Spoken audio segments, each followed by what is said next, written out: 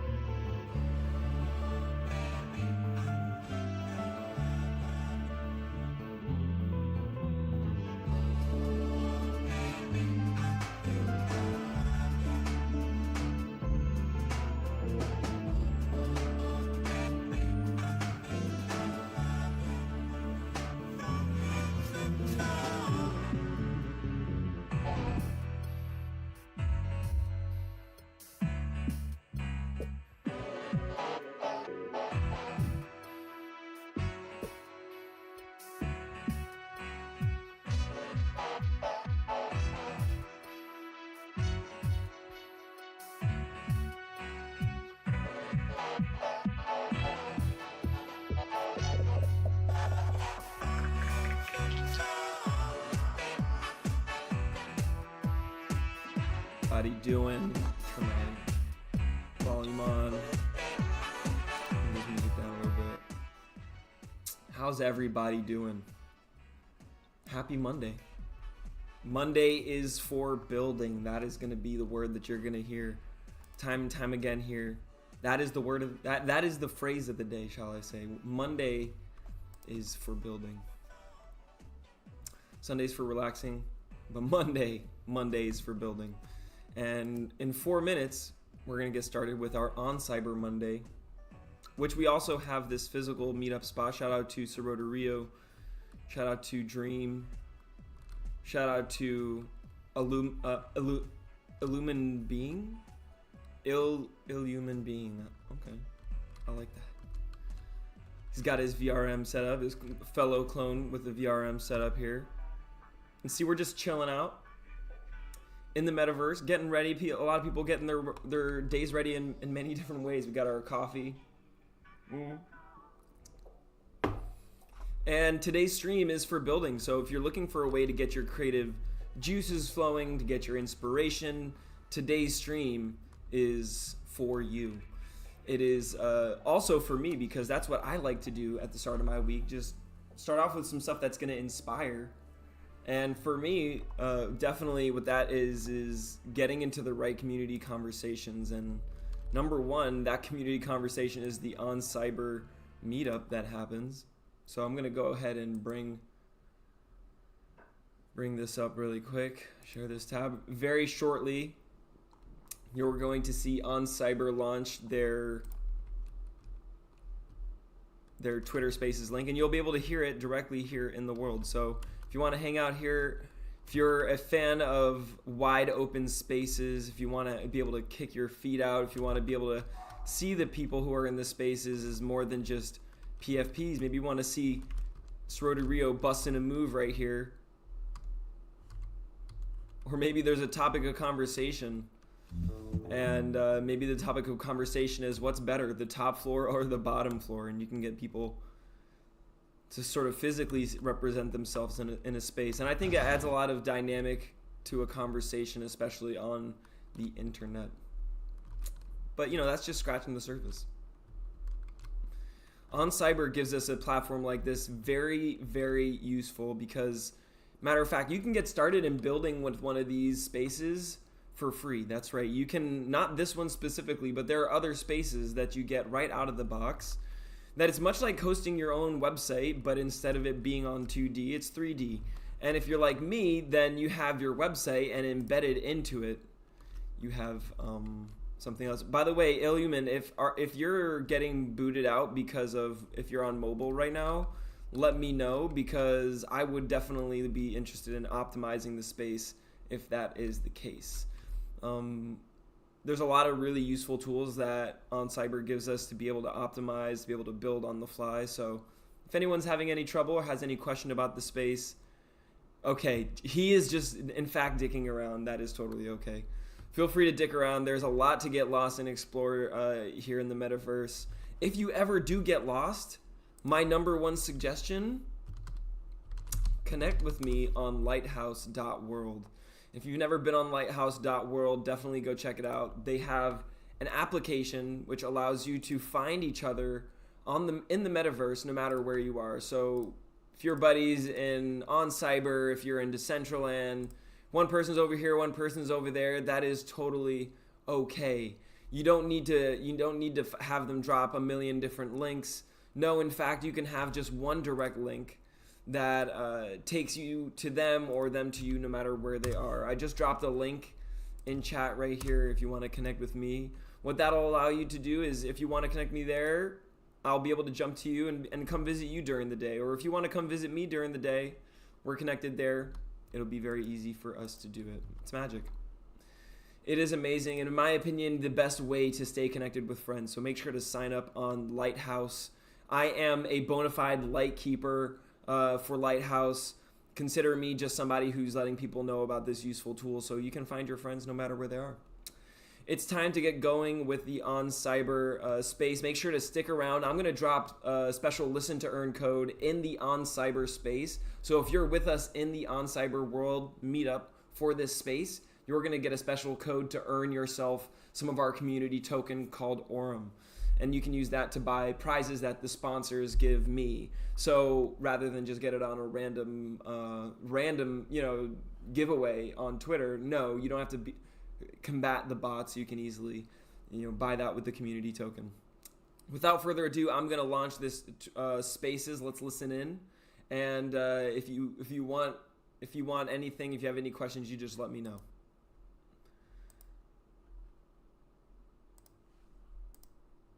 All right, hold on. Hold it. There we go. Join the space. It's either going to be awkward silence or awkward me talking for the first couple minutes, or non-awkward Bharat. I like the awkward talking because I think everyone feels a little awkward when they first join. So at least it's like, you feel like you're among your people, right? The Web3 crowd. Yeah. Used to it. I'm gonna tune in. If y'all have any questions, let me know. Win new rewards. Let me drop a listen to earn code right now.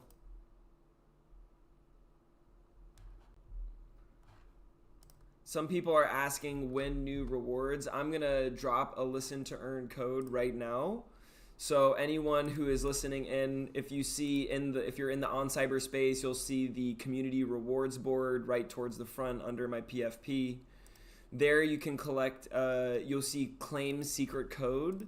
Secret code today is OnCyber Mondays. OnCyber Mondays. There's going to be 5 of these that are available, so it is a limited amount to claim. OnCyber Mondays is going to be your listen to earn code for 500. At the end, I'll drop another code for another 500.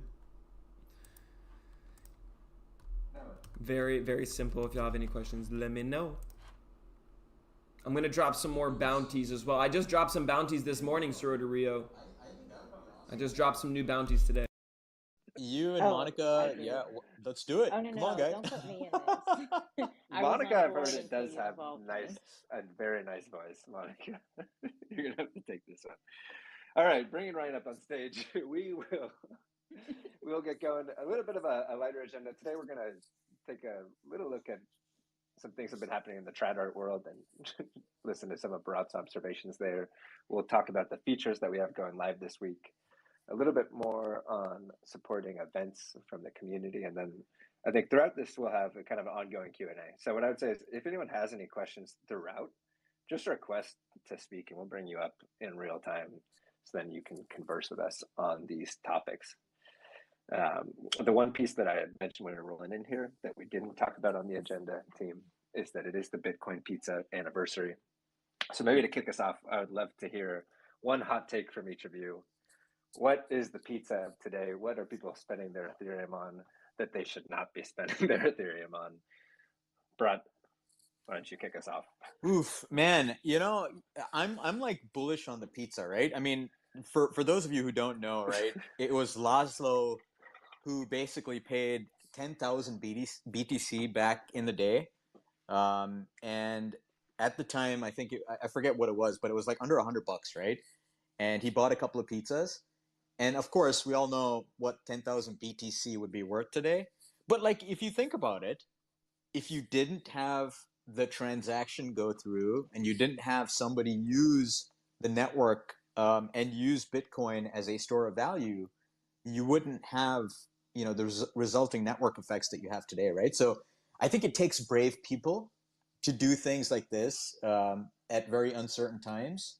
That makes a difference in how networks operate.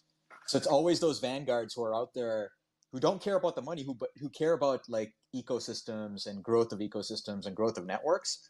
They're like the adventurers of today, right? So in the same token, while you always kind of sit there and you say, man, Ethereum's worth a ton of money and it could be worth 10x or 15x or 20x, right?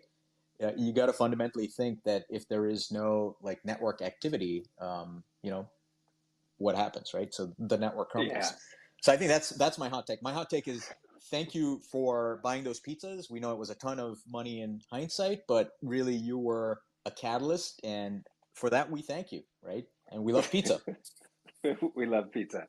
That is a hot take. That's probably the best take that anyone can give. But Ryan, I'm going to bounce it to you next. What's your take here? Anything in my wallet? Is it the wrong Yeah, project? that's exactly where I was going to. It's actually something you have created, Nick.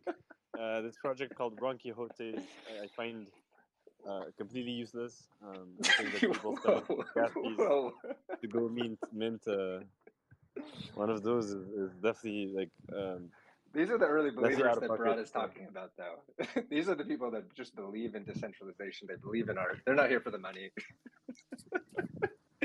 Clearly not here for the money. No, I mean, like I think the pizzas today is like all those gas fees we spent during peak bull run and all those the gas fees we spent for some of the things some of those things that will never leave our wallets unless we pay other gas fees to like put them out. So yeah, I think we often underestimate the huge amount of value that was kind of wasted in gas fees, and yeah, I want the people to remember that. Yeah, hopefully MetaMask will visit the token at some point based on our gas usage, because I am down bad there. Another good take, Monica. Why don't you close us out on this front? Would love to hear your perspective here. Yeah, so basically, Bharat and Ryan made two great points, which were the 2 points I had in my head. So I'm going to say USD is the pizza. Don't spend your Ethereum on USD.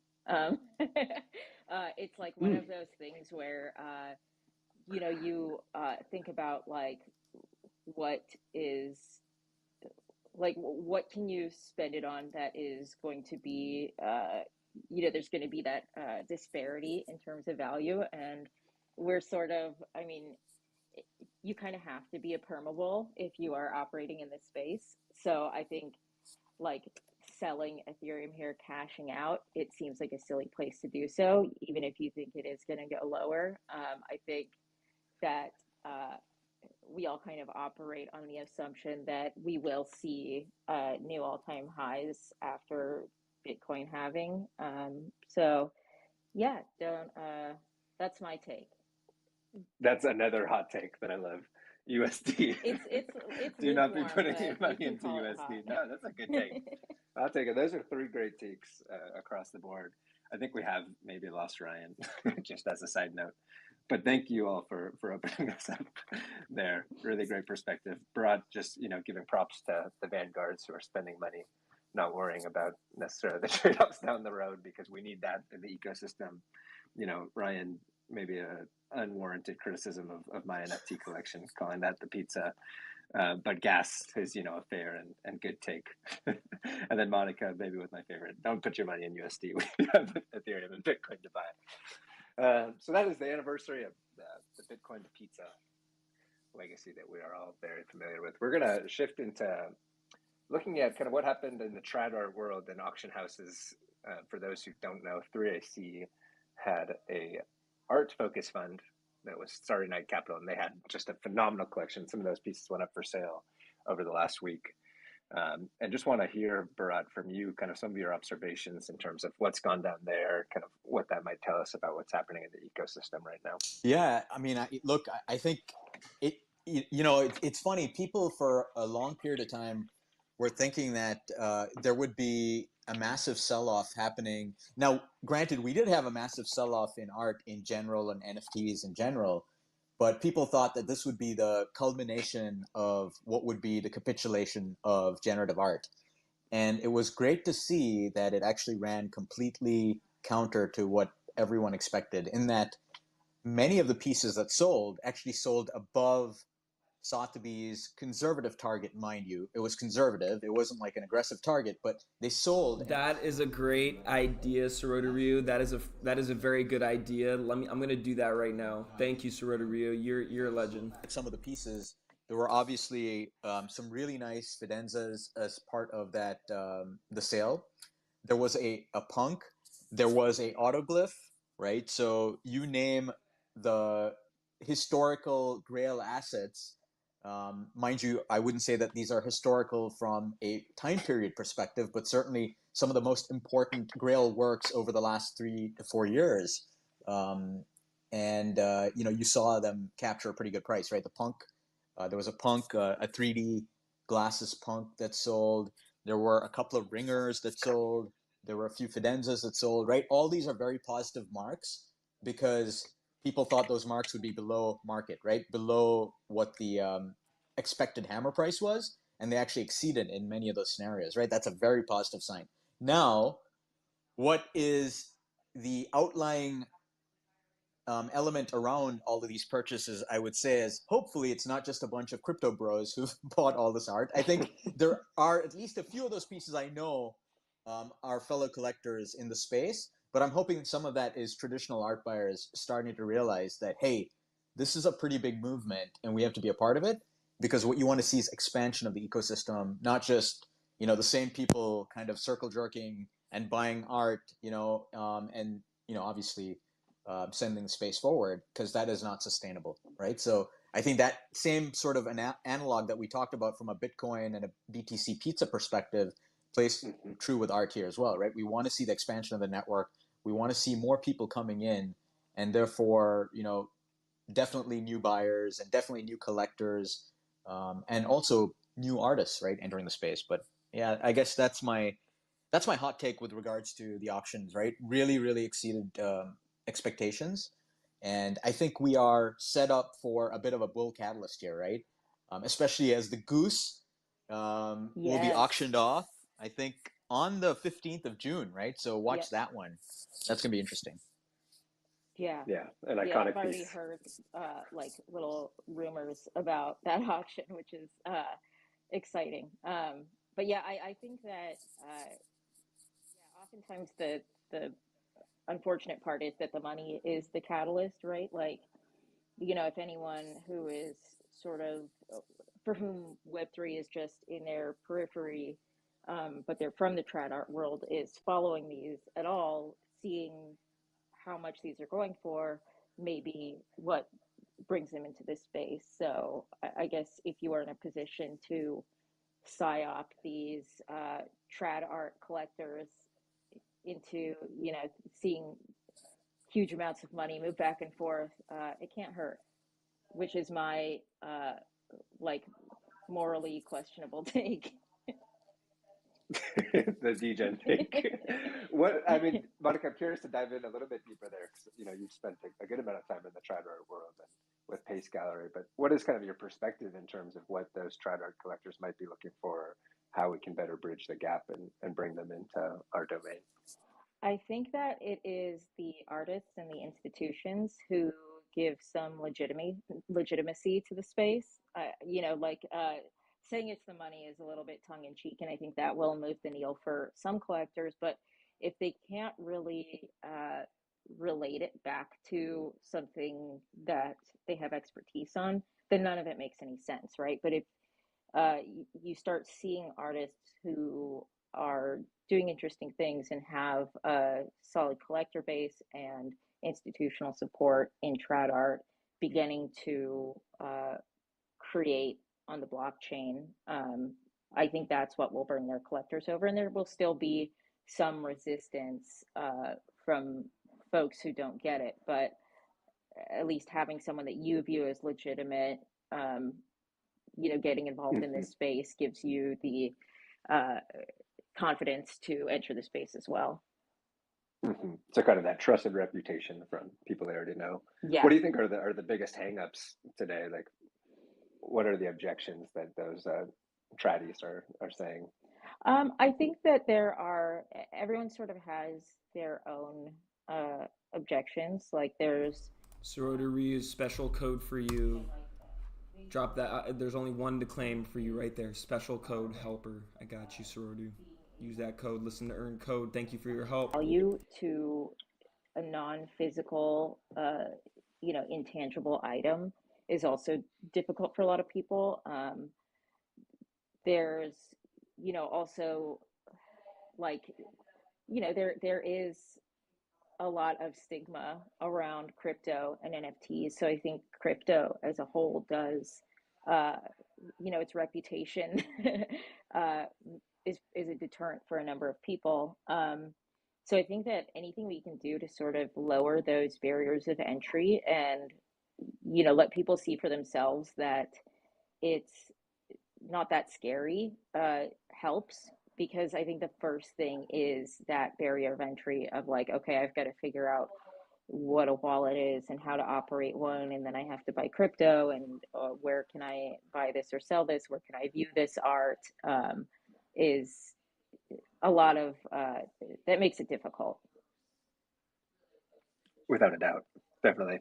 And I think something that we need to collectively do a better job of just kind of educating everybody there. And I think that also just progression in technology would be helpful to onboard the masses. Any other thoughts on kind of the trad art world for now, Monica, Bharat, or anyone from the crowd? Like I said, if anyone has any questions or wants to chime in, please just request to speak and we'll bring you up on stage. But Bharat or Monica, anything else you all want to close out on? Yeah, nothing else from my side, Nick. I mean, I think, look, it doesn't hurt to have big auction houses, kind of leading these auctions and, kind of sharing with a lot of traditional buyers what's happening in the space. I think it's really it's a matter of time, right? That, people start to realize that digital goods and provably owned assets and digital collectibles are a sea change in terms of investing, right? And in terms of just collecting. And I think that's huge. And when people have that 0 to 1 moment, I think that's going to be very, very significant. You're starting to see people trickle in, not quite at the volume that was expected, just because of the amount of FOMO that the space creates, right? A big part of the challenge that we have to work to solve, whether that was DeFi, whether that is NFTs now and digital art, is the FOMO aspect, right? It's the idea that everything has to be financialized and that you cannot enjoy something just for the sake of enjoyment, right? And I think once we get over that aspect of, how do I unload my bags on, Larry, Mo, and Curly, to, hey, how do I, how do we build an ecosystem that thrives and is really based on aesthetics and it's based on great art being collected by good collectors for the purpose of collecting, right? Period, right? For the purpose of it being art that persists, for decades and centuries. I think that's the key moment, and I'm waiting for that, and I think it'll happen. And times like now are very good at bringing out that excess, right? So I think what we're starting to see is hopefully the fundamental shift back into Grail assets, which will then kind of center the conversation back on art, off of PFPs, off of like not saying that PFPs are bad. Look, a punk sold, and a punk sold for a very good price, but a punk's really art, right? It's not really it's not like a PFP collection per se. And I think that's a really, really important regrounding that will take us forward. Definitely. And I think artists, there are a lot of artists who really are known for kind of exploring how tech can be used. And so I think that we can look to a lot of those artists to start to do things on chain that we haven't seen before and may not look like the current NFT market, but I think that those are also going to drive things forward in a very interesting way, that will likely grow kind of outside of what we view as the NFT space.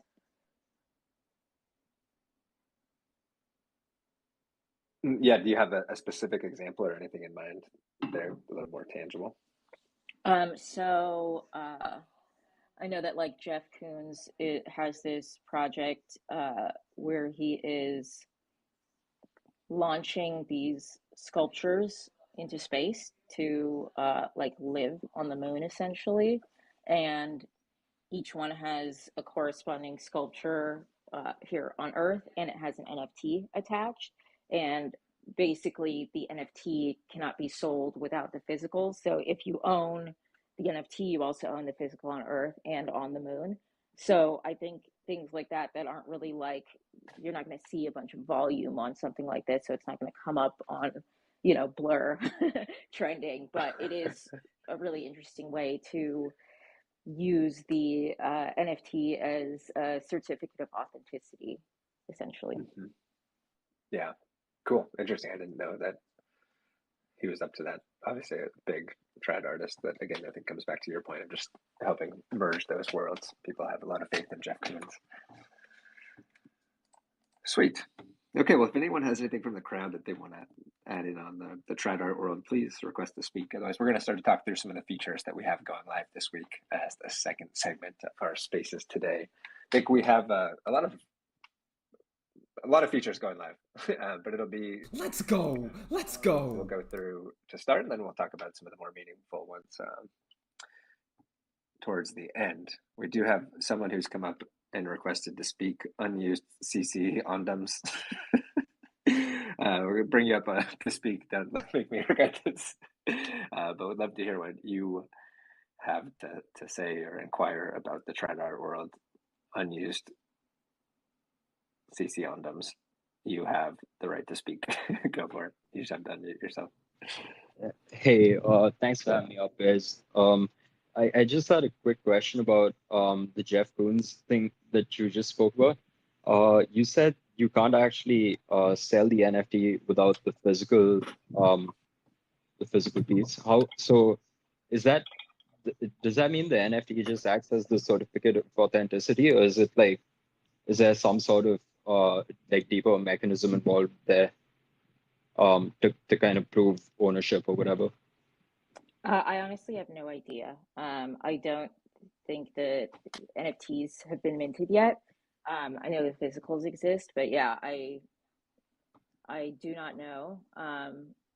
But yeah, I'm curious to see sort of how they approach this, because yeah, that you're bringing up a good point, which is like what is the tech involved, and is there something in the contract that states that, you know, like you like, if there's something that involves a third party in terms of being able to transfer it. I have no idea.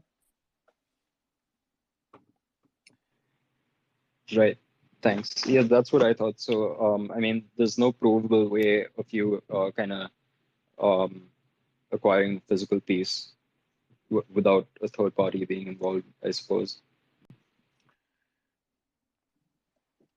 Yeah, I mean, I'm curious if like I could just I'm a big fan of brainstorming things I don't really know anything about, and speculating. So I'm curious to hear if anyone has any thoughts on like how this would be able to be accomplished. Yeah, Ellen, we have brought you up to speak. It looks like you were also curious to talk about the same conversation. So go for Yeah, it. cool. No, thanks for bringing me up. Good combo so far. I love to sort of chat, trad art, because that's sort of my area. What I sort of came into NFTs on, as just a sort of a collector. I saw the opportunity that NFTs provide, collectors, as far as a connection to artists. But what I really would love to see, trad artists sort of explore NFTs as, almost a new medium of creating art, because you can do so many different things than just like a static piece or even an animated piece. You can do, generative pieces. You can do, I mean, you can change metadata. You can link, like you guys were talking about with physicals. There's a lot of people, obviously, in the space that are doing these kind of things. You have Artifact that's doing NFC chips in their shoes, in their physical shoes. They've collaborated with Murakami. So basically, you get a physical pair of shoes that are, designed and created by Takashi Murakami, and you can link those through the NFC chip in the shoe to the digital version. I know Zuki's doing a similar thing. I mean, these are obviously PFP projects, but they are pushing out kind of this merging worlds tech. Azuki has the PBT, or physically backed token, which we saw unveiled with the golden skateboard auction, whereby they had an auction for 24 karat gold back plated skateboard, and it had PBT enabled, so you got the you got basically the physical piece that was you could scan essentially with your phone and get the digital piece. So there are people, there are a lot of people out there that are sort of pushing those boundaries as far as, linking physical and digital in those worlds. It's opening up a massive opportunity for really innovative artists to change the game, like to really create a new medium of sort of digital, physical, generative, and experiential, because you essentially are curating. Not only is the collector sort of curating his works, but the artist is curating a community that like love them. You know what I mean? And I know that a lot of artists that I collect like that, like to have that bond, like to have that, especially burgeoning artists that are kind of new on the scene. They love to have those early collectors have that bond, and even provide those early collectors with some some perks or benefits later on down the line. So it's almost like you have an ability to track and reward those your sort of early collectors as well, because it's all obviously documented on chain. So yeah, that's just basically my sort of thoughts and once overs. I'm super excited to see what OnCyber's rolling out in the near future, with art and with these PFP projects and so many other things. So yeah, eyes wide open. Let's get to it. Yeah, I love it. Thank you so much for the thoughts. And I mean, just rattled off a ton of gold there. I think we had a Hafka request to speak during that. And I think maybe nobody better to speak about kind of the merging of trad art and our new world. So Hafka, mic is yours. Would love to hear what you have to say. Hey, hi everyone. It's great to be here. I love OnCyber. I love showing my art on Cyber through OnCyber. I've done a lot in the traditional art world, and I really feel this is my home now. So I'm looking forward, and I've sold a lot of physicals in the NFT community. So I actually I'm really looking forward to when we can actually link up physicals and NFT. Up till now, people have requested a physical or come to my gallery, seen a physical, bought it. I've made an NFT to go along with it many times, but I would love to see them actually contractually linked. And I love the idea of showing, both in OnCyber unminted and minted work. So I think, the traditional art world and the NFT world are really coming together very, very fast. There really is not much of a distinction. The distinction is when you first enter the space. Once you're here, you see it's one art world. Love to hear that. I love to hear that it's coming together. That's the way I feel. Thank you all. Legend. How's it going? It's going great. It's really awesome. I love what you guys are doing. It really is awesome. I love being able to set up a show. I think what Alpha Centauri did was incredible. That was practically like a dream. So I'm looking to use OnCyber in more complex ways. I think he led the entire community into uncharted territory. It's no longer just like a physical room in a gallery. You can create a dream world. This is very, very exciting to me, and really mega thanks to him and you guys for putting that together. Love it, Michael. As you always say, let's effing go. I, of course, had yes, let's fucking go. Absolutely, let's fucking go. Thank you. Thank you for jumping up here. Block Noob also requested to speak during that time. So Block Noob, going to give you the speaker ability. Feel free to go for it.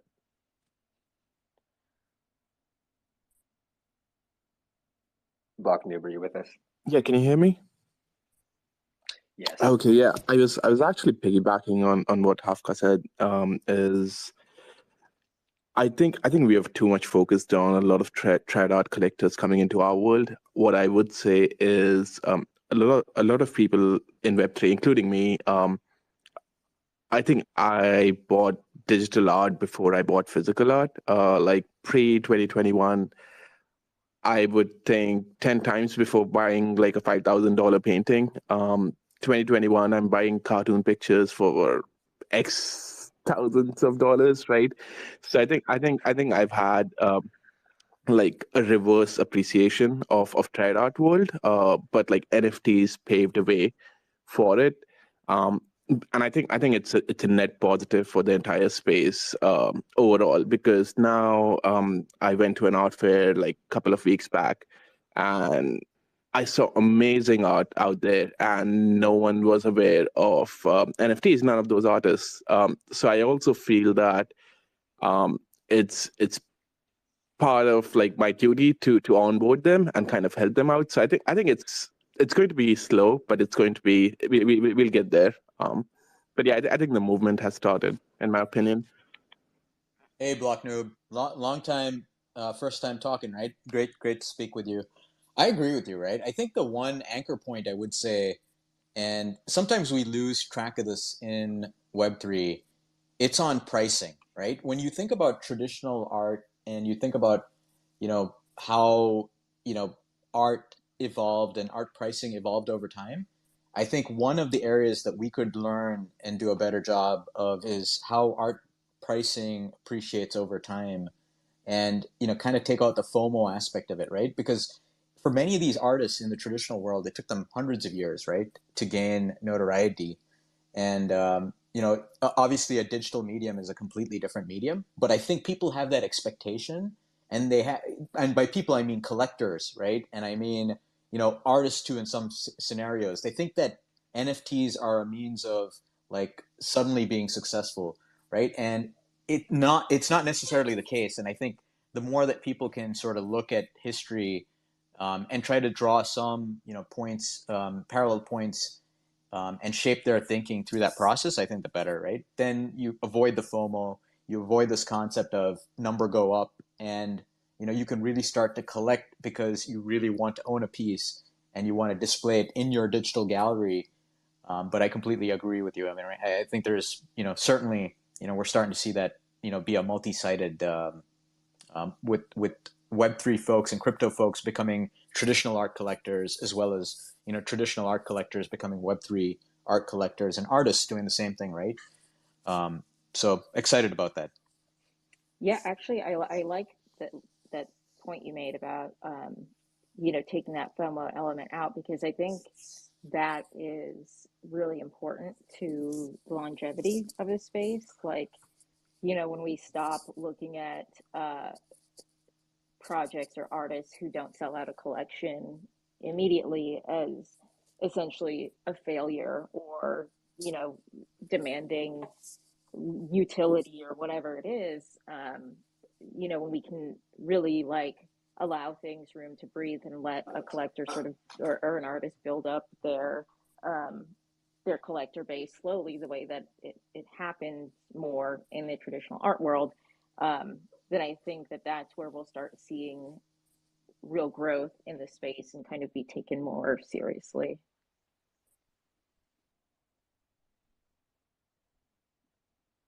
I would second that.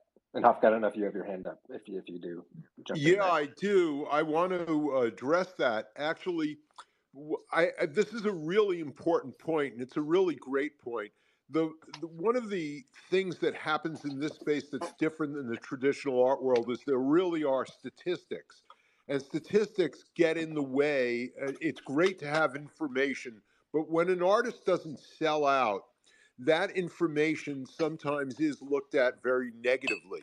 I think as the entire ecosystem matures, collectors will change their mind about that. That's really a trader mentality. A collecting mentality is really to be very aware that artists go up and down all the time. My career is a really great example. I was, really kind of hot in the '80s, and then a has been. The moment the '90s happened, I was a total has been, and everything was really dead. So, and I had shows that were terrible, terrible failures. So, but people weren't really, it wasn't globally, there wasn't global awareness of the failure. Of course, it felt terrible and it was really very, very uncomfortable. But there were people that were dedicated to my work, and that made a huge difference. And that gave me sustainability and allowed me to really develop. And I think all artists need that. So, the focus on when you put out a collection and then looking at the floor price, this is something that hopefully will change, and not everybody's looking at the prices going up on a daily basis. And another thing I wanted to say, I don't want to take up too much time, is that physicals have tremendous disadvantages. Digital art have great advantages, and sometimes it's true that a physical is the only way to do it. But there's shipping involved, there's insurance, paintings can get destroyed. There's a lot of liabilities with paintings. So I'm really all for digital art, and I think it's phenomenal. The cost of making it provides real inclusivity to people all over the world, because it's very expensive to make physicals. So I think the melding of the two art worlds is really extraordinary, and we should all focus on that. Thanks. Let's fucking go. Let's fucking go. Yeah, I mean, accessibility, like that last point is a big point around OnCyber. And I think if you listen back to kind of the founding story and how so much had been restricted to art galleries and those who were able to get curated, and how non-accessible things have been in the past, this is a big part of why OnCyber got going. So big plus one there, Hafka. Thank you for jumping in. Very, very insightful. And I know at one point Tyler Hobbs wrote a really great essay on kind of the downsides to the social media era that we live in, and kind of the statistic side that you were speaking about there, and how that can be pretty devastating to face as an artist, and needing that social reaction. So that piece is out there. I have no idea where it is, but it's a good read as well that I would recommend to anybody. But we're going to now shift into some of the features that we have going live this week. Again, if you have questions on any of this, please jump up and ask as we're going through these. We will just talk through one by one. And I think there's one that we can go a little bit deeper into with some of the artists that we have in the crowd. So one feature that we have going live, it is maybe very small, but it is one of my personal favorite features. It is the ability to place seats in your OnCyber space. This just adds kind of another level of immersion. We put out a little video on it last week that I'm going to pin to the chat here. But you can see people sitting across. Let's go. Everyone's going to be able to sit down in chairs now. Let's go. When people are in your space, they can sit down. Again, seems small, but the level of immersion that it adds is crazy. Brought and Monica and I have had plenty of meetings testing these seats, and I have to say it's just a blast. If anyone has any questions on seating, not too much to go into there, but a fun little feature that we have. Again, anyone feel free to jump in on our metaverse chairs feature. Hey, I think, I mean, it makes the space way more comfy, right? I mean, look, I'm not a formal guy in general, but I love to be able to sit on the floor. I love to be able to like sit on a couch and like have my legs up. I'm like super informal, so it just makes me comfortable, and it makes my avatar feel comfortable. If my avatar is comfortable, I feel comfortable, right? So it's one of those things. It's like, art imitates life, and life imitates art. So yeah, LFG, baby. Yeah, big plus one there. Monica, you have something to say on metaverse chairs? Yeah, so will there be like a selection of seats to choose from? Could someone upload a VRM of a seat they design? What's the vibe? These are very good questions. So there's two ways to sit. One is you can just go into any OnCyber space and you press L and you're going to do the casual Barat sit where you'll be on the ground, a little bit savage, like, if I'm going to be honest. If you're a more proper, posh person like myself, you can actually set up more official seating in a space. Then your avatar is going to sit cross-legged, look very fancy. Some of you will have seen that, not NYC. In that instance, what you're doing is you're placing a cube, an invisible cube that someone's going to sit on. So what you can do, though, right, there's a lot of furniture across OnCyber spaces, or if you just want to bring in a chair and then overlay that with the cube, it's kind of the way to go about it. If you want to have that visual representation of a chair, you'll need to add in a GLB model or something along those lines. And then you can have the form of your chair. Otherwise, it's just going to be an invisible cube. You will sit there cross-legged, looking very dandy, as you may see in this video that's here on this pinned tweet. Block Noob, feel free to jump in if you have a question on chairs. Otherwise, we can move on to the next. Yeah, I do have actually a very important question on chairs. No, I'm kidding. I'm not sure. Like, I'm kind of laughing over here, just like listening to this update. But on a serious note, I did attend like an orientation of sorts from like one of the top schools over here, and like they're using sort of metaverse. It's like closed metaverse. They're like softwares that people have to install on their desktop. Um, but it was interesting because in orientation, everyone was asked to explicitly sit and not stand. So it's kind of funny when you're kind of updating this. But also as a side note, I think as metaverse or open metaverse just kind of becomes a norm. Uh, I mean, it's it's good to have as real of a feeling versus just being. So I think the conjunction of reality and what's happening in the metaverse is also important because it kind of makes people at least laugh at the very least. Yeah, for sure. I think those ties back to the world that we live in today are just helpful to make that kind of human connection. So big plus one on the level of immersion. But that is sitting. Metaverse shares coming to you this week. I think they should be out today, tomorrow at the latest. We will keep you posted. The next feature that'll be going out this week is the ability to add POAPs. You could always do this if you minted your POAP and brought it on chain, but now we have your off-chain POAPs available. You can add them from the 3D Studio, show off all the different events you've attended. Again, a nice little feature. If anyone wants to ask anything about POAPs, feel free to jump in there. You'll have a circular little proof of attendance protocol. I see Bobosh reacting. He's built this feature among many other things. So thank you, Bobosh, for building that for us. Ilan, I see you have your hand raised. Feel free to jump in. Yeah, cool. Is that so? We have a lot of sort of get-togethers and whatnot, and on Cyber. So the POAP is something that you sort of mint in world, or how is it just delivered to the people who visit, or? So that'd be a little bit separate, and I'll circle back on that. What this feature is doing is allowing you to display your POAPs in world in a very native way, just by looking at your wallet address. So that's kind of this feature that we're talking about. If you want to set up a claim for POAPs or like have people actually grab your POAP from an event, we have a feature that allows you to add a website to your OnCyber space. And so you can just set up the claim via that method. And Bobosh, if you have any other thoughts here, feel free to request speaker ability.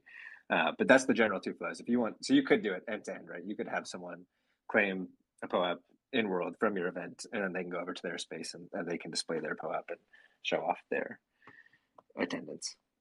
But Yeah, cool. Because please that focus was on like the Not NYC event was super rad because I ran around and picked up all those Easter eggs and minted those in in that party world that you guys created, which was awesome, by the way. Ooh, nice. Well, maybe I'll, Brad, I see you on mute, so Yeah, if you have a comment, jump in keep there. those things. They are gold. Just keep them. All right. So all I'm gonna say is there's a future coming where POAP is obviously a protocol, and there's it's a company that launched that protocol. But if you think about it, just as you look at attending a space or attending attaining certain badges in world, we are going to have a future system that allows for a little bit more of what we call experience points development. So think about all of those things will kind of come together, right, and connect in time. But I don't want to say much more. But like that's the way that we want to ensure that curators, creators have a pretty good tie-in with the main participants of their experiences and spaces, so that it feels a lot more connected, right?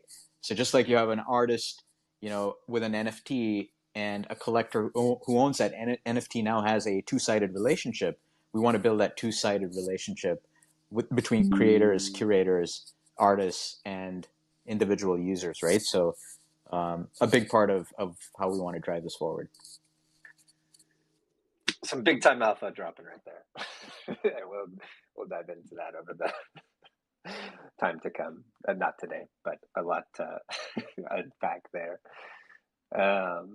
One thing that I'm going to segue into one of the features that we were going to talk about, just based off of your comment, Ilan, because you went through the Not NYC event and collected all these different Easter eggs that we had hidden about. One of those was a VRM that Neon Glitch and Bobosh made for us that was specific to Not NYC.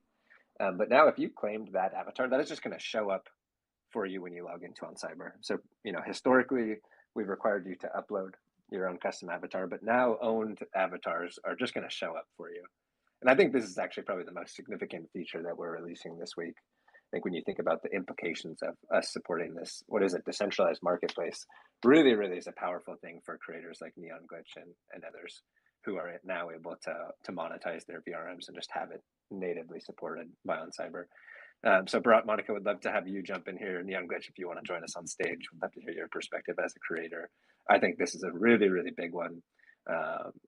I'm happy to just keep talking about it because it's one that I'm excited about, but would love for someone to join me in this conversation. Yeah, I mean, look, this is big, right? I mean, if you think about, you think of spaces as living worlds, living experiences. The way that you connect a space to the individual and the identity is obviously through the avatar, right?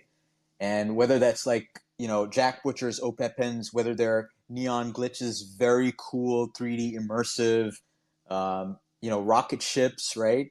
With Pepe's in them, or any other, right? I mean, the way that you personalize your space, the way that you live in your space and make it yours is through the art that you display, and it's through your avatar and your persona, right? So this idea of avatars, being a very central focus of the metaverse and the experiences is huge, right?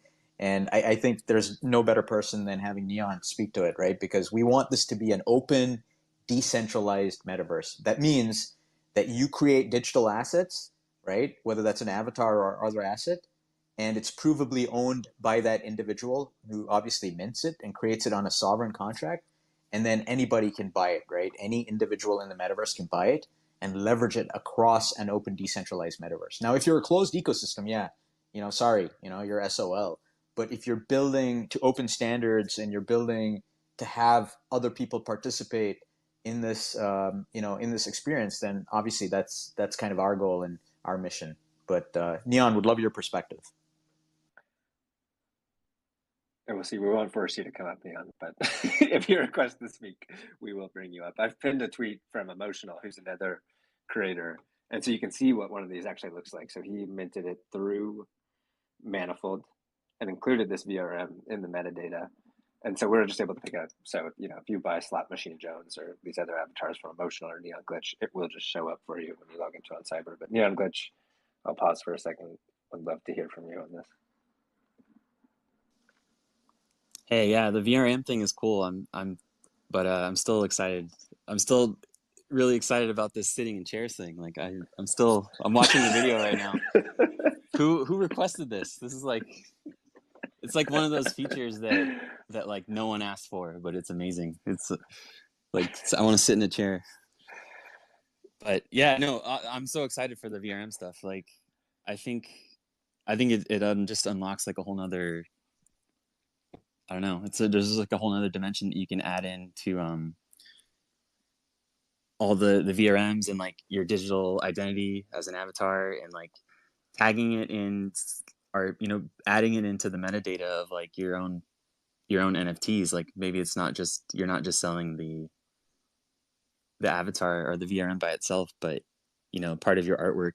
Maybe you have a character in your artwork, and then you can have the avatar in the metadata, like part of that as an extra thing. It just opens up so much cool possibilities for artists.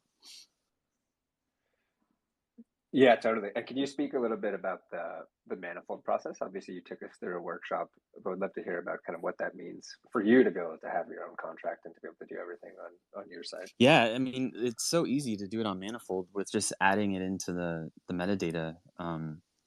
You're just adding basically a hidden variable of VRM underscore URL, and you're just putting in the URL for wherever your VRM is hosted.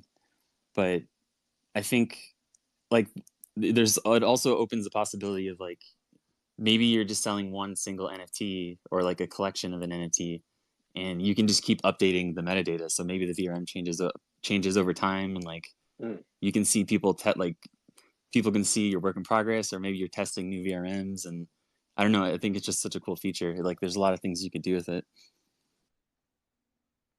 Yeah, I love that. Maybe the Jack Butcher approach of the ongoing metadata updates, something we'll see with avatars. Yeah, that'd be awesome. But I think so much cool stuff. I think the other thing that I'll shout out is like we will probably eventually have an avatar marketplace on OnCyber that will help with discovery, but I just have to like appreciate what decentralized marketplaces allow us to do by bringing creators like Neon Glitch and Emotional and everyone else into the fold and allowing them to create this platform with us. And this is like so fundamental to our approach and just philosophy at OnCyber, but is working with these decentralized systems, just we think we'll be able to go much further together than building all this stuff ourselves. Like we are not creating avatars on our side beyond, you know, a couple of default ones that we give out for free.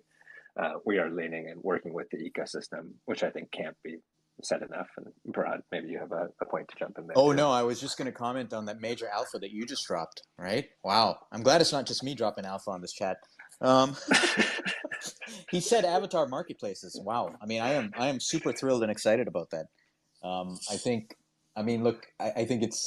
I am thrilled that there are folks like Neon Glitch, you know, pushing the boundaries on 3D avatars and avatars in general, and that we can have like all of these different art forms and artists with different styles, coming together and creating immersive experiences in world. I think that's like really powerful, right? User generated, provable content at its best, right? So thrilled about that.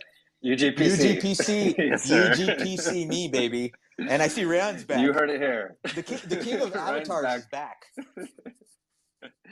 He's back. He may be on his computer though. I think his phone is dealing with some issues, so we can give him a hard time about that later. For now, G, I see you've requested. I have not heard from you in too long. I could use a little energy burst as we wrap up with some features. So, G, giving you mic access, feel free to hit us with some of your energy.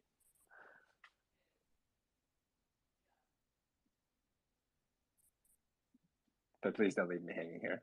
G, you are muted. Otherwise, I'll move on to the next feature that we're talking about and give you a second. No. Sorry. I needed to connect. What's up on Cyber Monday? Here we go again with number 13. In the house is G. How are you guys? I have a request. I know that you made the Clone Access come into OnCyber and we're all loving it, but you remembered that I was asking back in February about the ordinals. And when is the fucking ordinals are coming into OnCyber, man? When can we put our apes and when can we show our collection of ordinals? Because Ethereum is dead. We are now fully on ordinals. I told you this in February, and look what we have done, man. We're blowing up the fucking network. All right, G, I hear you. I'm an ETH maxi, so I'm going to mute you for saying Ethereum is dead. But what I'll say is you can upload any asset into your own cyberspace, ordinals or otherwise. No restrictions on chain. I'm not sure when we're going to introduce ordinal support. I think it'll come over time. But for now, I would implore you to upload your assets using our any asset upload feature.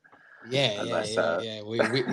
We all know how it works, man. But we want to have to sell our ordinals as well. We want to show that we have legit ordinals, and it's all on Magic Eden. So it is just make the simple switch, no, or not?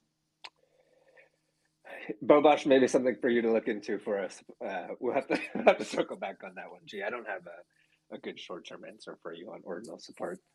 But okay, don't worry. I keep coming back every week, and we're playing. Okay, this is where As we were a at the beginning of this. in my room.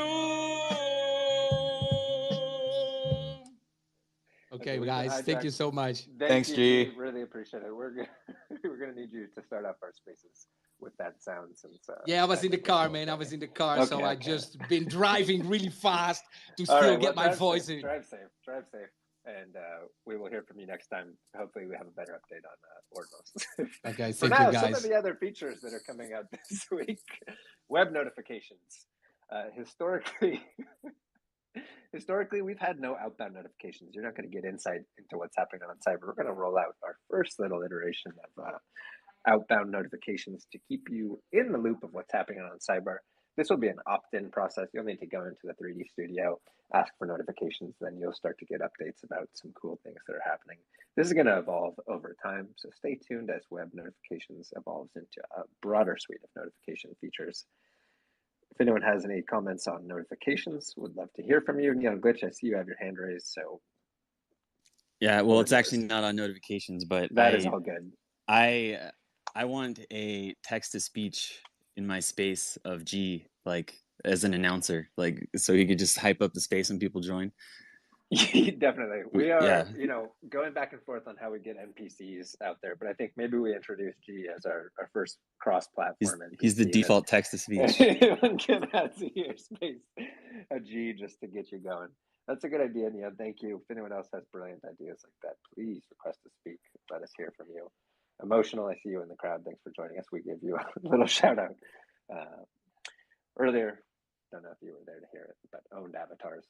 Big feature of the week, in my opinion.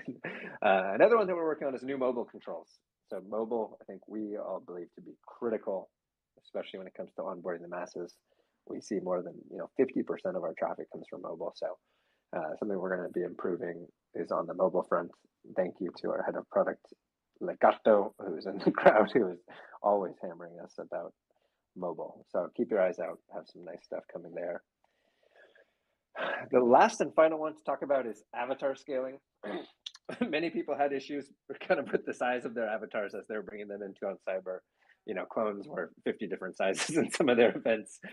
So now we have a feature that will let you natively change the size of your avatar on OnCyber. This is one that's a lot like sitting, where it might seem like it's small, but it's probably been my favorite feature to test and play around with. You can make all your avatars really tiny or massive. I think that there's some other things that are going to potentially have to change from our devs perspective around who can be how big. But I have to say, this is one of my favorite features. Barad is excited about it as well, so I'm going to let him talk about it. Hey, I think like people with the Napoleonic complex, you're going to find out very quickly who has it and who doesn't. I'm kind of excited about it. I like the really small ones, to be quite honest. They're super cool, super fun. You can hide. They're cute. Yeah, they're super cute. Unlike the big guys who can't even get through a door. I mean, it's like there's something to be said about small and nimble. So we like that. Yeah, I do like being like a tiny little gremlin just running around and in my head wreaking havoc. Feels good. Fully agree. Going small has been just a blast. It's fun to run around. My avatars are tiny and just a blast. But emotional, maybe you have something more valuable to add than that. The floor is yours. Please, would love to hear from you. Good morning. Good morning. I just wanted to add that I will be making all my avatars extremely big. Well, that's great as a starting point. And, I guess the feature of avatar scaling is that your holders will be able to change the size of their avatars away from your intended sizing purpose. So that is the avatar scaling feature. Again, very, very excited for that. I think we'll figure out some fun ways to show that off maybe in our spaces next week. We should have the Schiller team joining us next week as well. Avatar scaling. Avatar scaling. Who's excited for that? That is it on our features. Oh my gosh. So many good features. I see you've requested. Shout out to Cybera. What's up? Welcome to the space. After this, we're having a live stream, folks, so don't jump away. I did notice we have that Mondays I joined for a bit building late. workshops starting shortly. But I think I saw in the Discord that the VRM URL metadata is going to be sort of implemented. And I'm super excited for that. It's really exciting to see more platforms sort of take charge and implement that for the actual creators.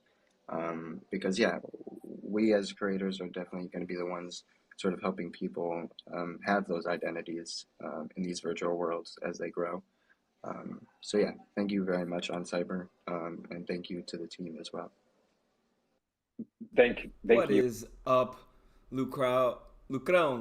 É Lucrão or Lucrão? If you're Brazilian, it's probably Lucrão.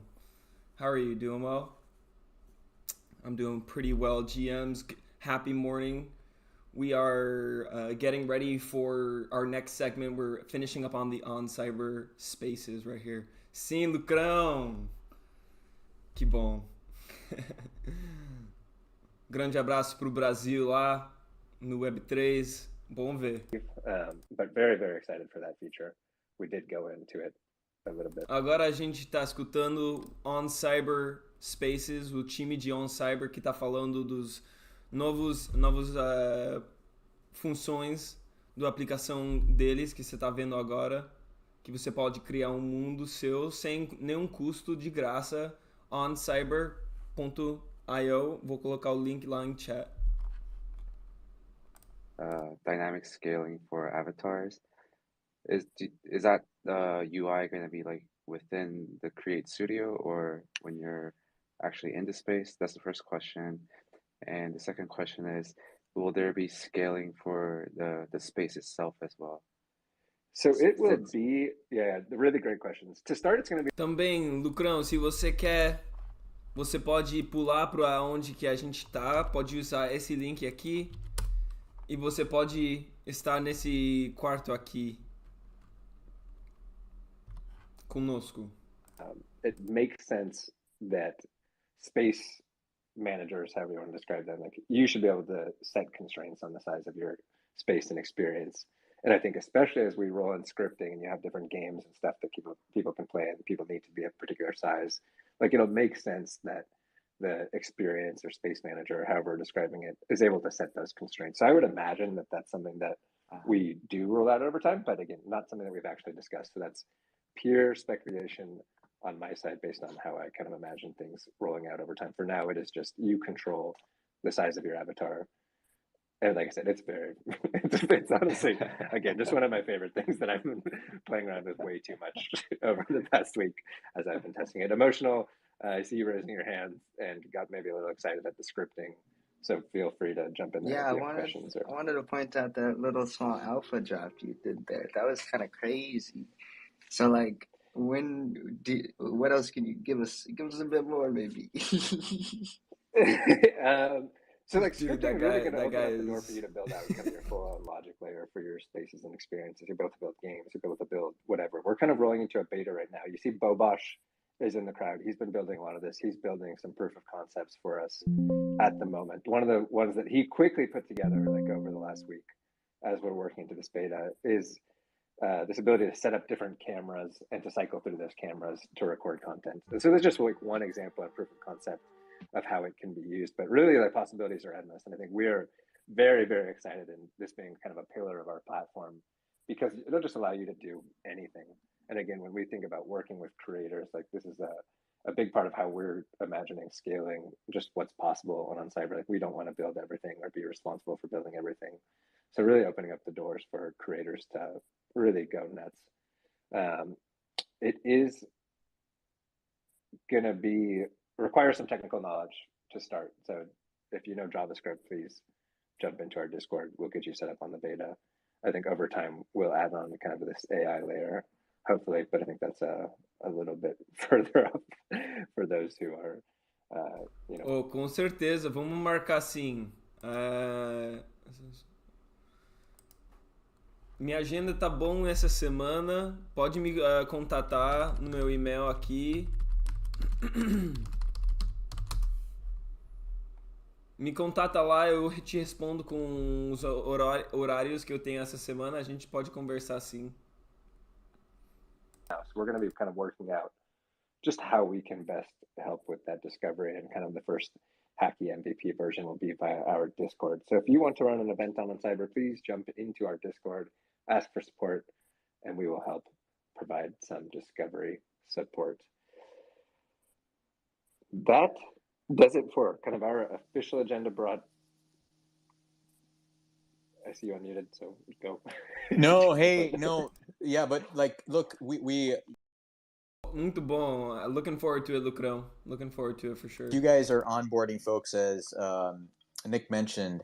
If you need extra white glove support, please feel free to reach out. Especially, you know, Ei, apreciei bastante, meu irmão. Apreciei bastante. Appreciate you big time. Thank you for that. Right, so you should certainly lean on us. You know, use the Discord, as Nick mentioned. We will 99% of the time help y'all. So just, you know, please do, please do let us know when you're throwing those kind of events, because, you know, we think it's a win-win to ensure that it's absolutely flawless. So please do. Totally. You all are a family. By the You way, are a for friend. those of you who We don't appreciate you. know, Lucron is building an amazing platform that I got a brief chance to see. That'll allow for various levels of interaction. So you'll be able to see, interact and by your donations here on the channel, trigger things that happen not only on the stream, but potentially other things. I'm gonna leave that as a suspenseful note. But yes, great ways for us to create engagement and have some fun together. Looking forward to checking that out more, Lucano. Appreciate the sub big time. Seats and so forth. And also that little nugget of alpha around, the sort of more interactivity within world. I guess my sort of question and comment is like, obviously there are a lot of builders that want to utilize their spaces and to sort of create games and puzzles and whatnot. So I'm wondering like if they're, if that's sort of slated or in, what, like you said, in beta, where you're having more interactivity with, in-world objects as far as like, tagging or picking up and carrying or that kind of thing. Yeah, totally. That's exactly kind of what scripting is for. And I will say, like, even today we see people put together like games. There's a community that runs on Cyber. I think they go by the name of NFT Crap, which, maybe they need to do a better job with their names, but they create some very cool game rooms that today actually Pablo FM has requested to speak, and he's I'm talking about Pablo. If I hit your name wrong, please correct me. But that is exactly kind of the concept behind scripting, is you'll be able to add those interactive elements to objects, to spaces. Really, I think that anything will be possible. I love that we can watch this together. So everybody here in Twitch. I love that you can just jump to this location and we can all be tuning into a Twitter Spaces together in a physical space. And soon we're going to be having gaming tournaments as well. So it just takes our things to a whole other level. And I appreciate everybody for jumping in world. There's special prizes and rewards for those who jump in world. If you know, you know. But feel free to ask any questions in chat if you have them. Pablo, you want to hit us with a comment? Yeah, so question. Hello. I would like to know if it's going to be possible in the near future to plug in AIs like in world. We are testing some GPT things to plug into NPCs. Emotional has it done before. He has a space with it, and that would be awesome for builders to have that implementation. Yeah, totally. I think we've talked about a number of use cases there. We don't have anything in the shorter term, but definitely something that we're interested in. I think if you have a specific use case, Pablo, it'd be great for you to hit up Bobosh in our Discord and talk with him a little bit about it and see what a path forward might look like there. Okay, that would be awesome. Thank you. Thank you. Dylan, all you again. Go for it. Yeah, real quick, and then I'll quit bugging y'all. But I was super interested in that comment around AI. Like, obviously, our OnCybers are quickly turning into sort of our our gallery or our sort of online ID, as it were, like the things that we collect and want to show off. And I always thought that it would be a pretty dope thing to have an AI generate a piece that sort of looks at all of the things that you put up on all of your walls and on Cyber and creates sort of a mashup of a piece, of all of your different ones, so that maybe whenever somebody comes in, they can like claim that as a POAP, which is sort of just a total amalgamation of everything. Hit the retweet on the Twitter post, y'all.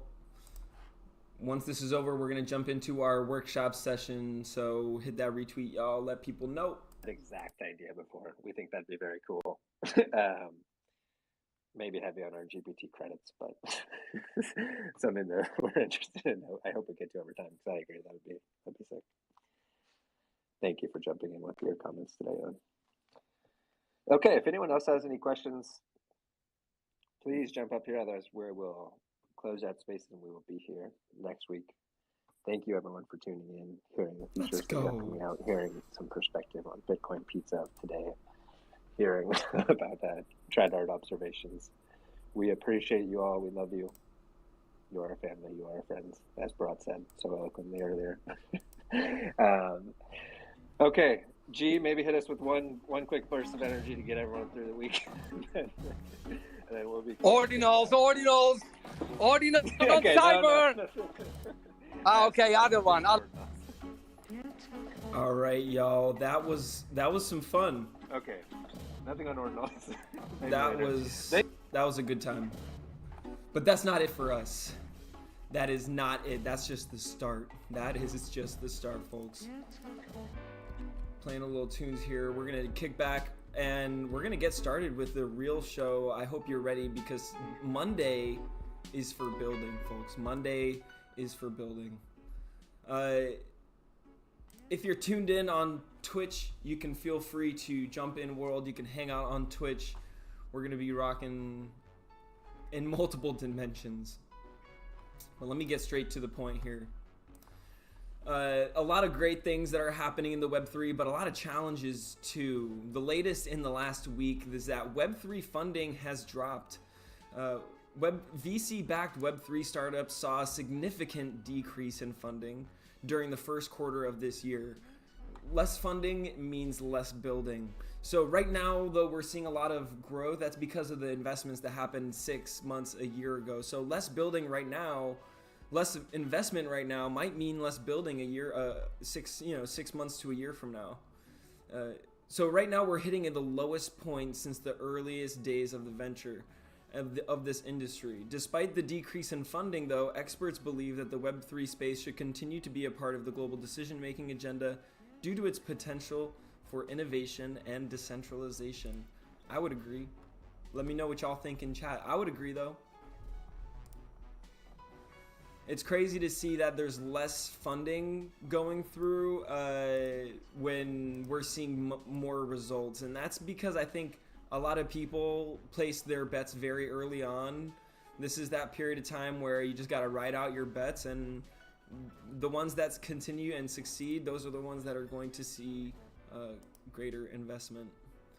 AI companies also are going unicorn, though. There's 2 AI companies specifically, and I'm going to share a little bit more on them. Let me bring this.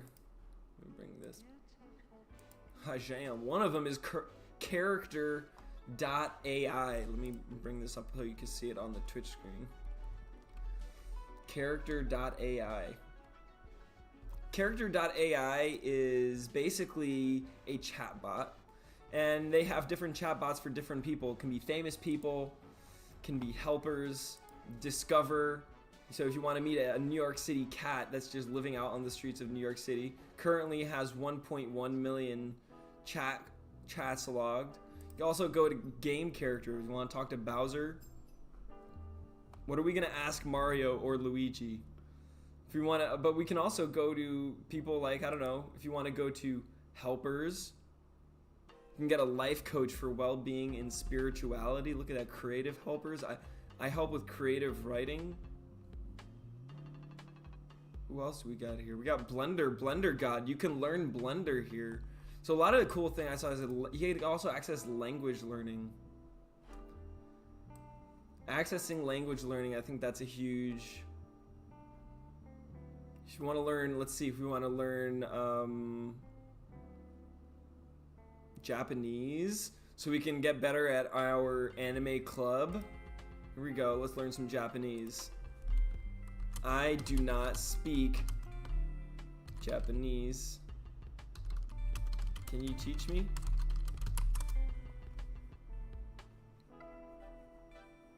What's your reason to want to learn Japanese? If I know the reason, I'll be able to customize my lesson for you. Also, please tell me if you already know a few words in Japanese. I know nothing in Japanese. My reason for wanting to know Japanese is to watch anime in the original language. Okay, great reason. It's best for anime, video games, and other entertainment. What's your favorite anime? Also, do you know anything? This is amazing. So this is going actually a lot further than just telling me to learn some words. Okay, well, my favorite animes have to say Naruto is my favorite anime for sure. Also, do you know something about Japanese culture? Do you know something about? I know Japanese culture respects honor, which I love. Their artwork is inspiring, and food breathtaking. This company is one of the few to go unicorn as of late. I think in this AI space, 2 companies in the AI space. Let's see. You are right about the honor thing. Japanese language even has a special way to show respect towards your seniors. Japanese culture really has some unique and amazing features. You have some inspiring reasons for wanting to learn Japanese, it seems. I'll try my best to make you understand anime as quickly as possible. Okay. Where should I get started?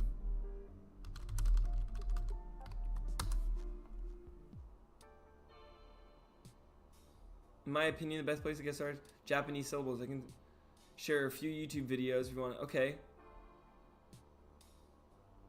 Sweet.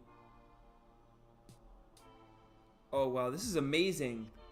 This is amazing for learning, folks. So this tool, character.ai, wow, this is it, folks.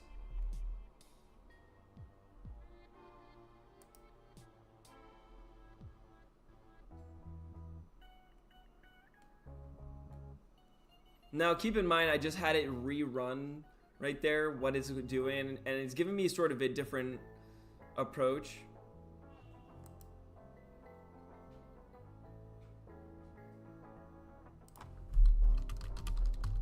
Let me see. I don't believe it's gathering links. Okay.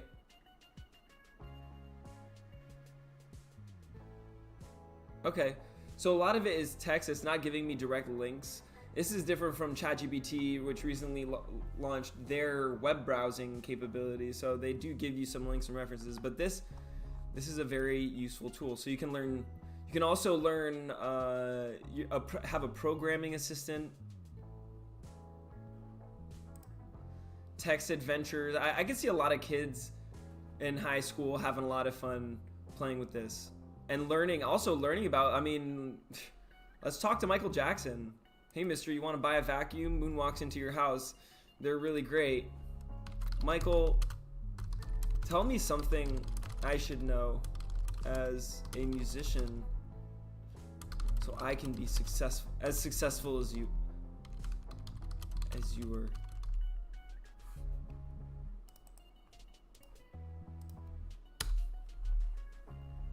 Let's see what Michael's gonna say.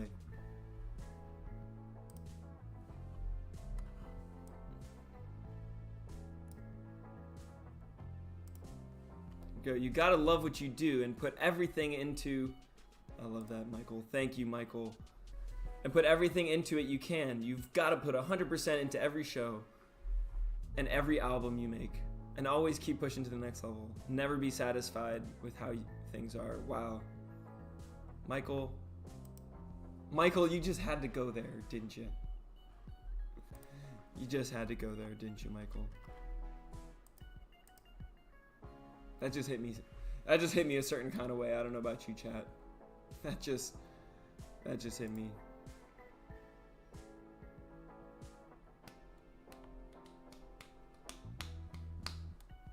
That's amazing.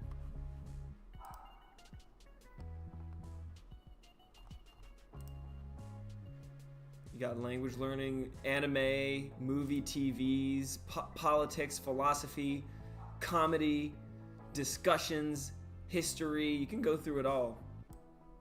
This company has now officially gone parabolic in its value. It's hitting that unicorn value status.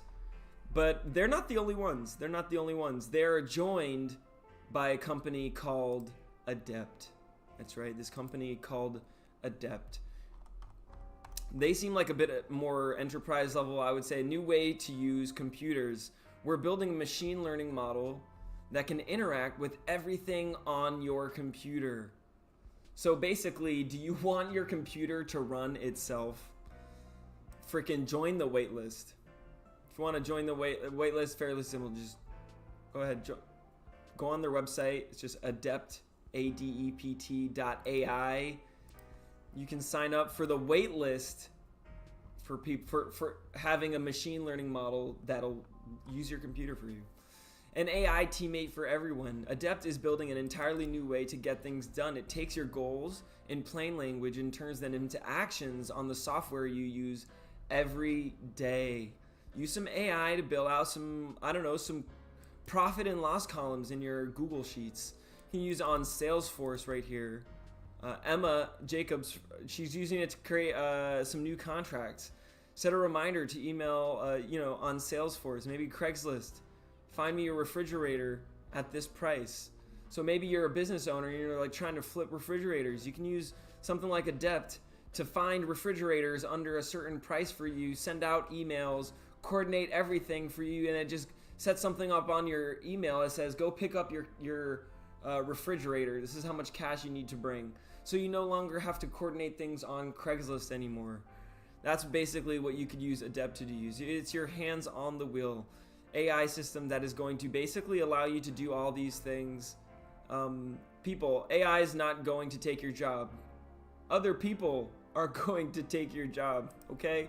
People who are using AI to do things much quicker. And if maybe you're like, oh, I don't have a job. I'm an independent contractor. I source these things myself. Well, good luck finding those jobs when the people who are using AI are the people who are landing or closing them before you could even get to them. Oops, did that hit a little too close to home for you people in the gig economy? I know myself. I'm scared. But fear not. As long as you're tuned in here, at least we can work together to stay on top of these things. And if you have any requests for what kind of workshops you want to be learning and building on these tools, I'm going to be there building with you. And after this news segment, we're going to be jumping into building some stuff from scratch. That's right. Ground Up Studios, folks. Ground Up Studios. Moving forward, Ground Up Studios is a forward-thinking music label focused on Web3. Have you heard of Ground Up Studios? Let me bring their link up really quick.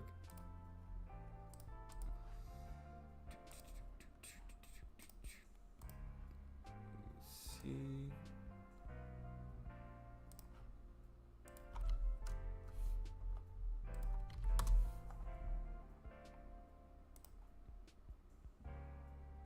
Here we go. Ground Up Studios.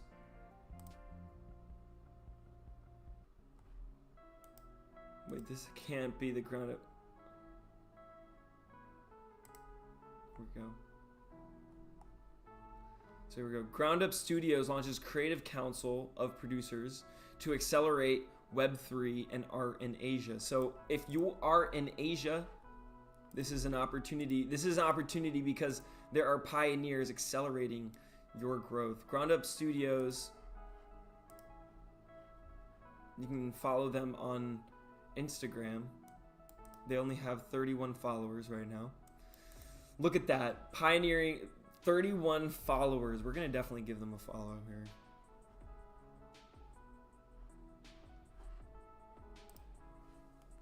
Got 31.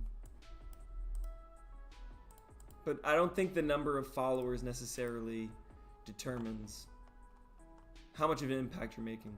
Take us, for instance. We don't have that many followers here. We got 4 straight up pioneers chilling in the metaverse with us. We got a couple people here on stream. These kinds of things don't happen with a lot of people in the room. Let's just put it that way. Ground Up Studios is a forward-thinking, Web3-focused music label, and they've announced the formation of their Creative Council, comprising professional veterans in the music industry. This initiative aims to accelerate the pace of Web3 music and art creation among its community members. The first wave of award-winning producers to join the council includes Derek Sepnio, Fergus Chow, and Jay Chong, who will support Ground Up Studios community songwriters and musicians in their career development. I love that. So basically, it's a lot of people like us in their own communities in this decentralized nature. These communities, community leaders are popping up left and right, and they're ready to support the next wave of builders. This is an exciting time for music and the arts.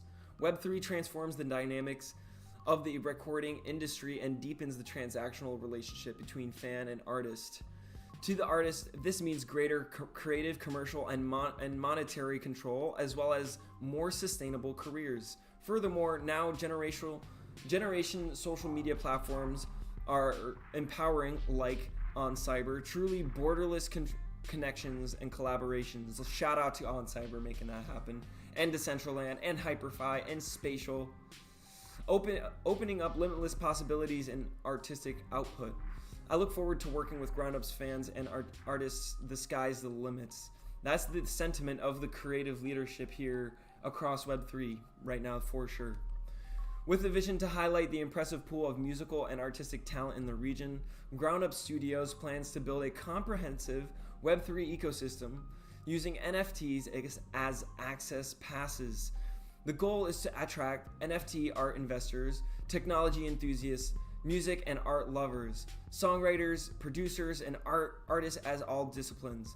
Through socialization and connection, Ground Up believes that the new artist ideas will emerge, allowing community members to reimagine the music and art they are capable of creating. I freaking love it. I freaking love it. This is what it's all about. This is what it's all about.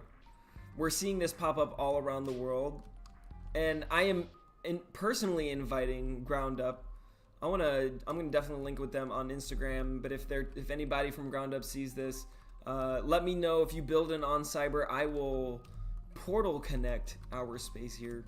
I'll definitely link up some portals to your spaces so people can discover what you're doing. And I think that's the best way we can do it.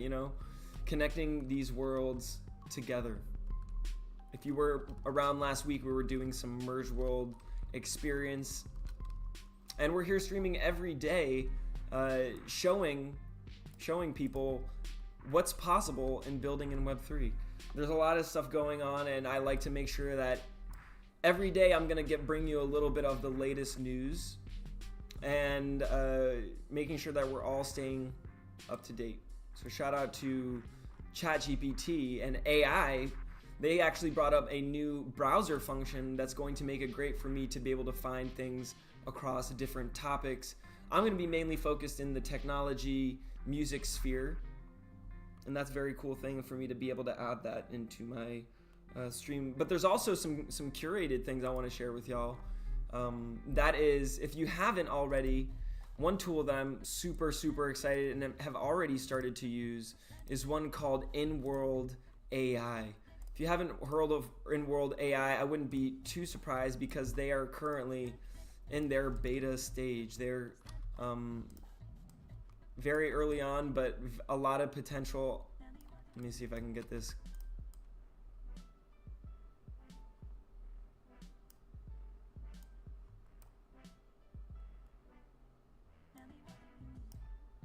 Here we go. In-World AI, if you've been over to our Web3 gaming room, you've seen our In-World AI setup. And this is allowing you to easily set up chatbots that are AI integrated. You can give them a common knowledge base.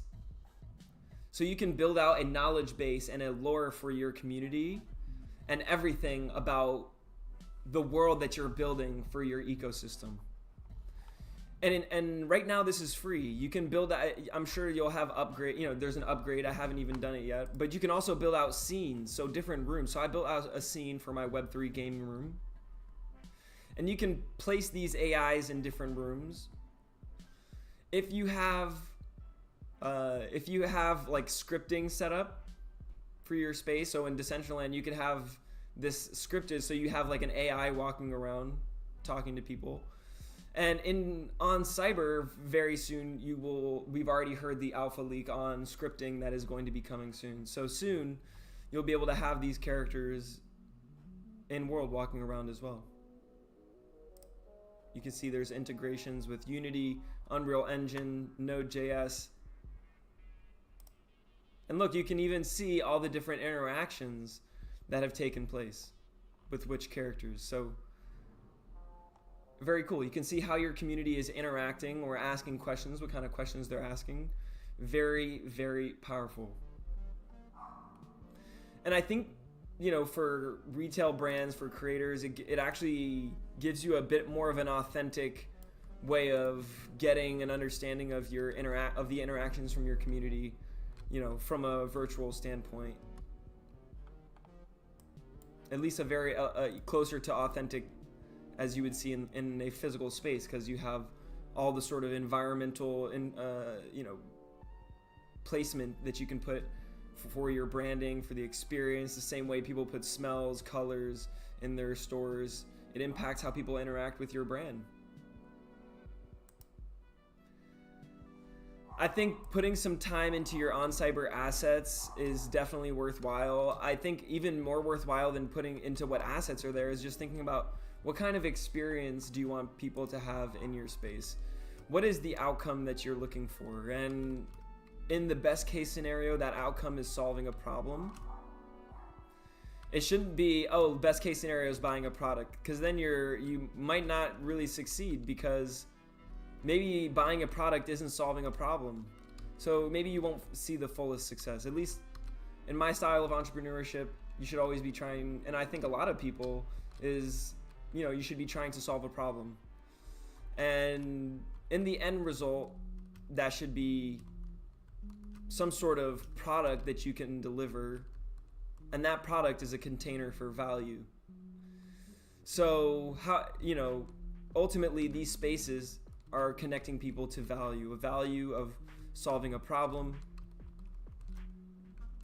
and your product is just a container for that. And the number one thing, it's been shown in research, the number one thing to drive sales is the product purchasing experience.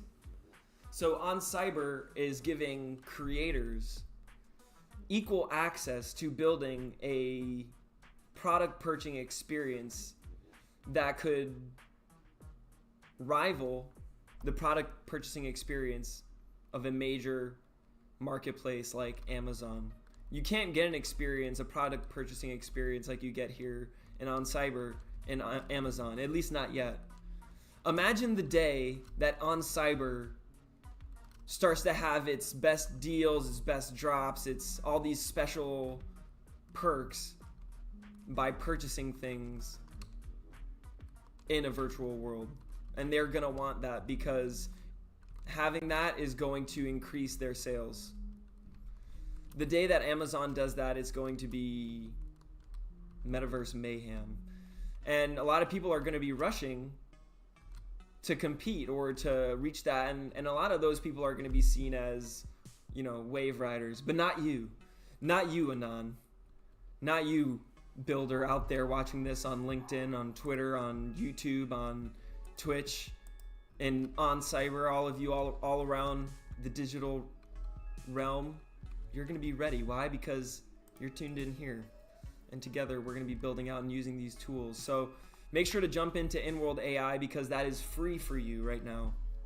And a lot of these things, they won't be purely free later down the line. You can build out all your different characters, and you can really design an experience that is real and authentic and inspires people to come back and want to discover more. You know, and help people discover all the other layers of value that you have hidden in your ecosystem. That could be a Pope, that could be a claim, that could be your community token. All those things, when you have, you know, new people coming into your space, the hardest thing in Web3 is really to consistently educate your community on the varying forms of ecosystem value. So to have an AI like this that you can teach one time and have in all your spaces here in OnCyber, That is a huge, that's a huge benefit. That's a huge benefit for sure.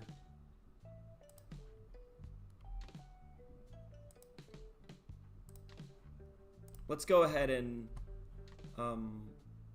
I think with this, let's go ahead and create a character right now. I'm going to show you this right now. I'm going to show you what this looks like. We're going to create Kevlar.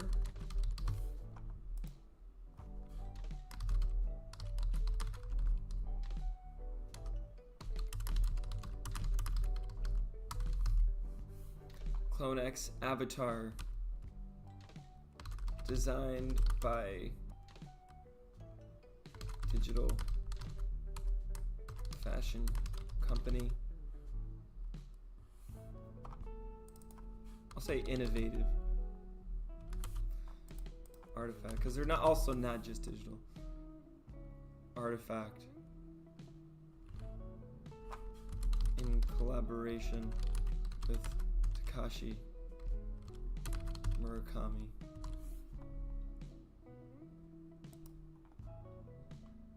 Alright.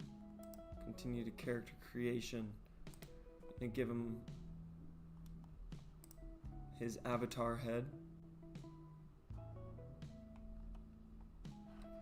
I'm going to change the angle here so people in chat can, in stream can see.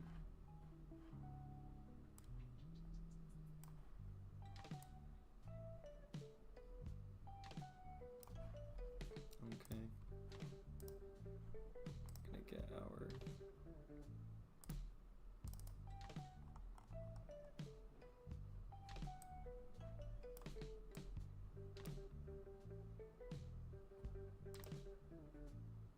okay.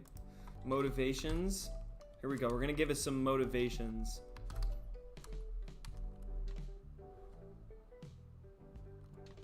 Motivated to keep growing as an artist and creator while helping and supporting other creators as well.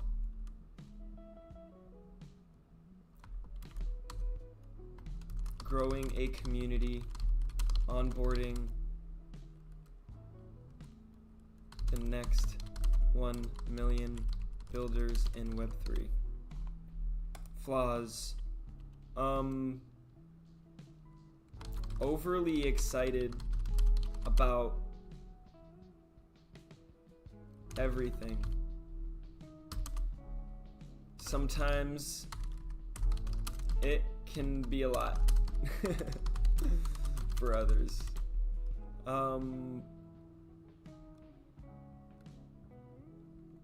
Constantly is being attacked by haters, so he is always wearing his Kevlar vest.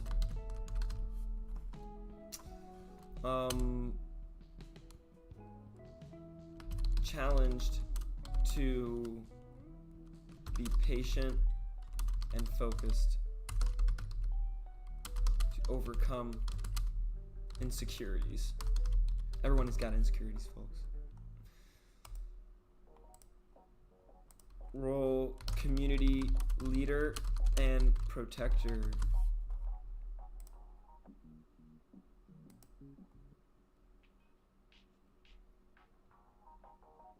Hobbies, designing things in 3D software, creating metaverse spaces, supporting other artists.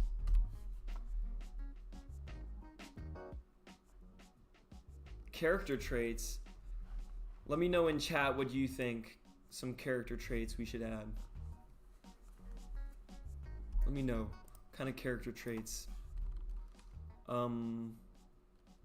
Kevlar is determined.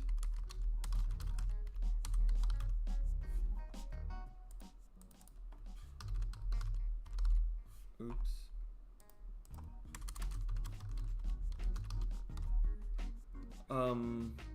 Curious, thoughtful,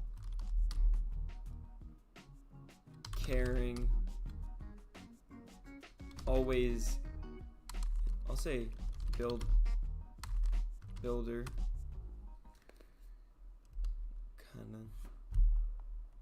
Then we can make him, you know, a little bit more introverted. He's cautious for sure.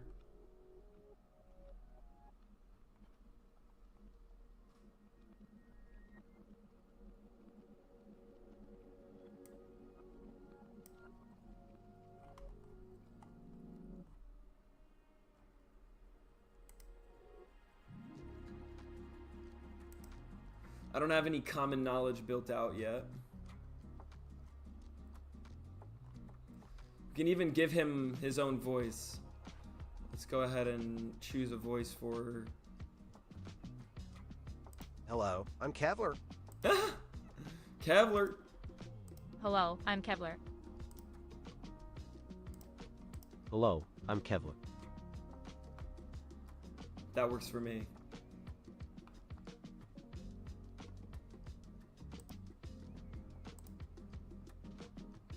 Hello, I'm Kevlar.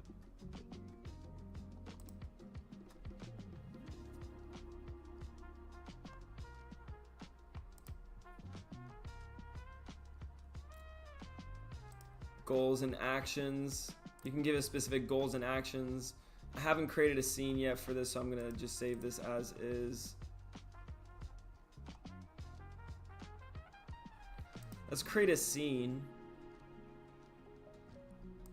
We're gonna create a scene called Legacy on Earth.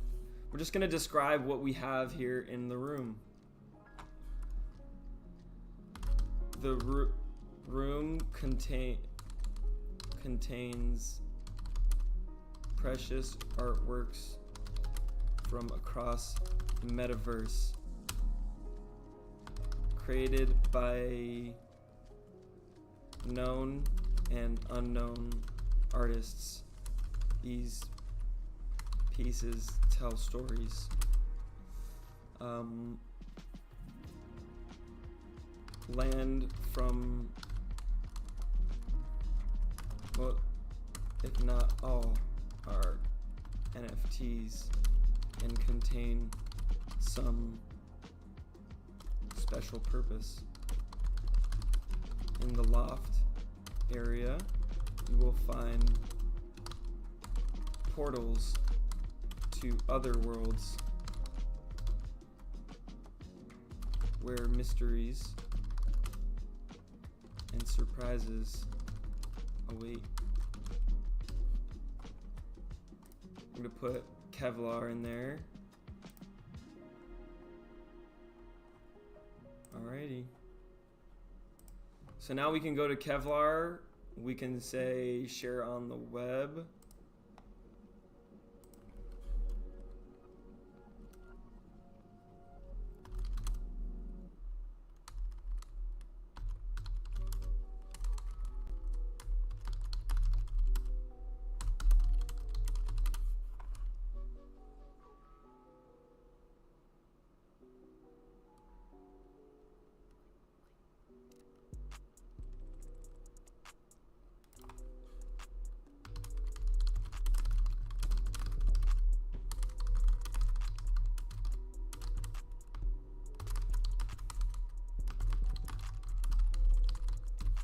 Okay.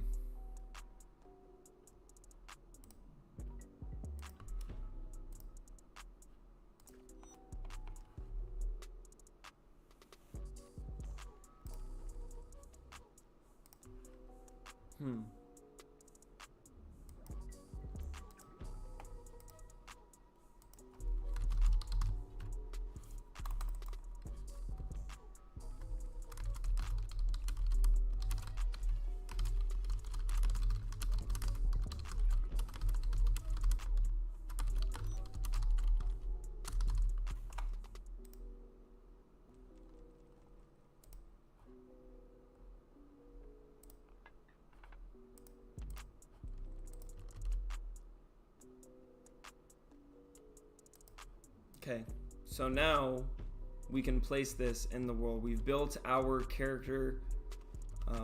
Where are we gonna put him though? put him.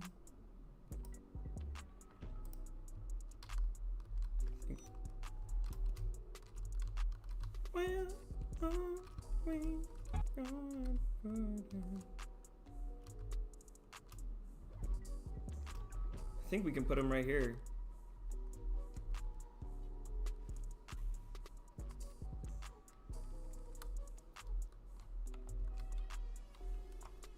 Editing on the fly. Here we go.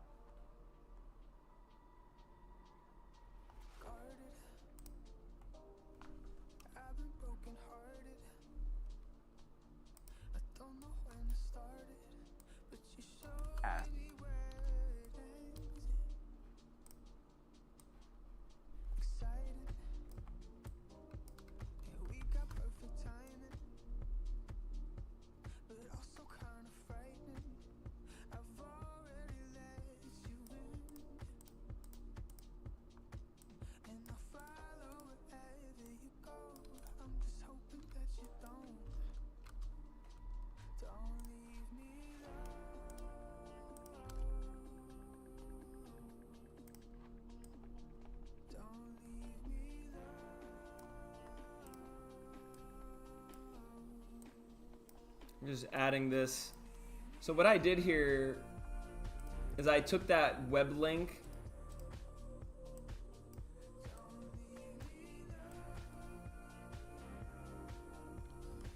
and I put it here under the web option, just the website option. And if that has iframe capabilities, it will allow you to place that.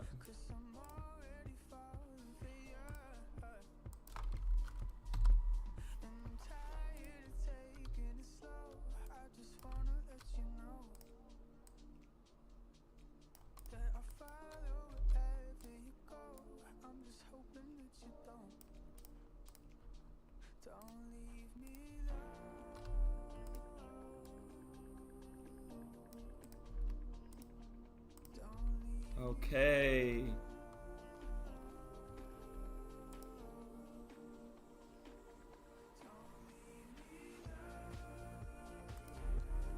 Oh, I gotta refresh.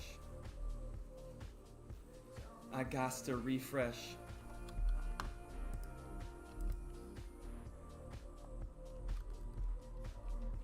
Okay. Sorry about that. We're back here.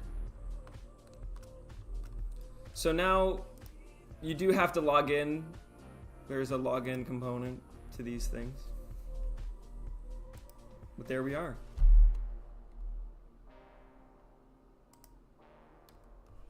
Hey there, Kevin.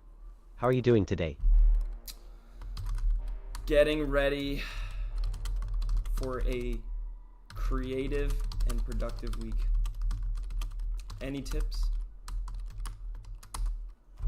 That's great to hear, Kevin. My tip would be to just keep pushing forward and not give up on your goals. It can be tough at times, but persistence pays off in the end. That's what everyone says.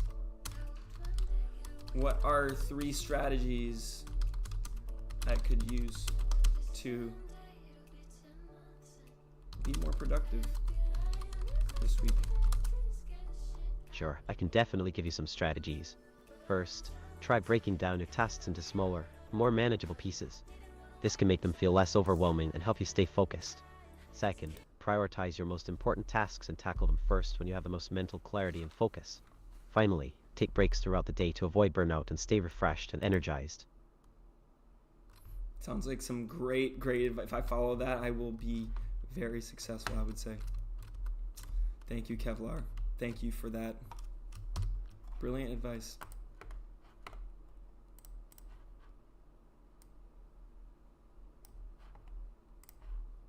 Being a little stickler here.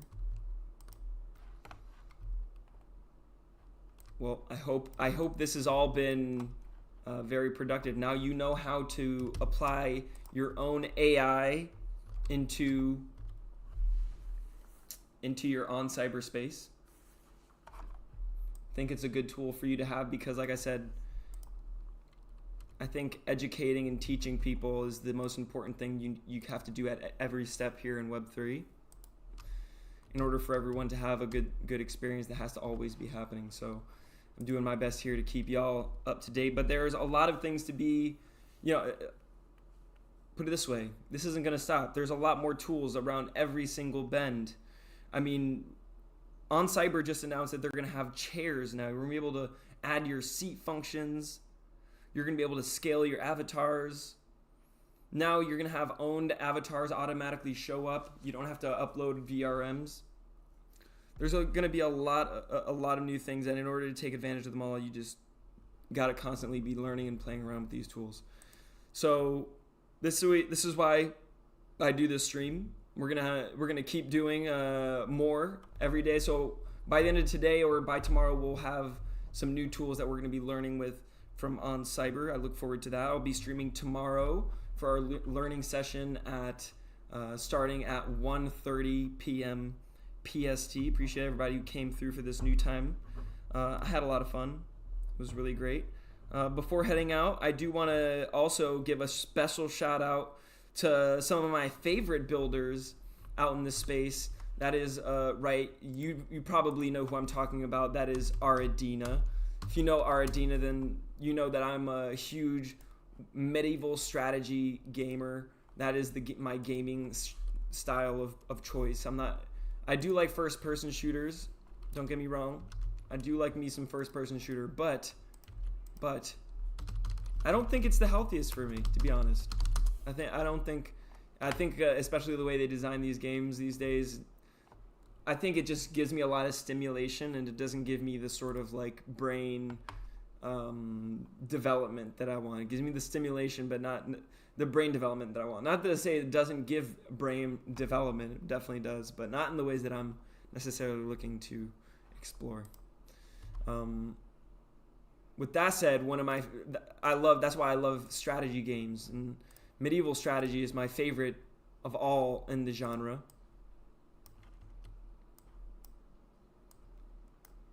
Just bring this up real quick. Boom. Always working on my quests here in Aradina.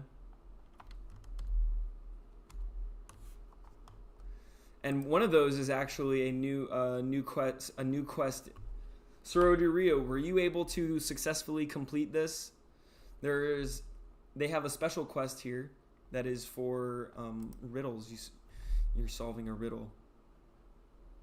You also have your quest that you send warriors out.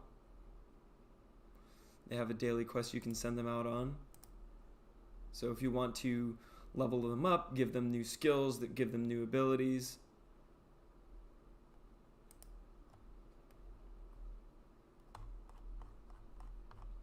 So here you can see they have different levels of success rates. Have different success rates for them. Different qualities. Different earnings based on the traits of the NFT warrior. I'm just going to send them out.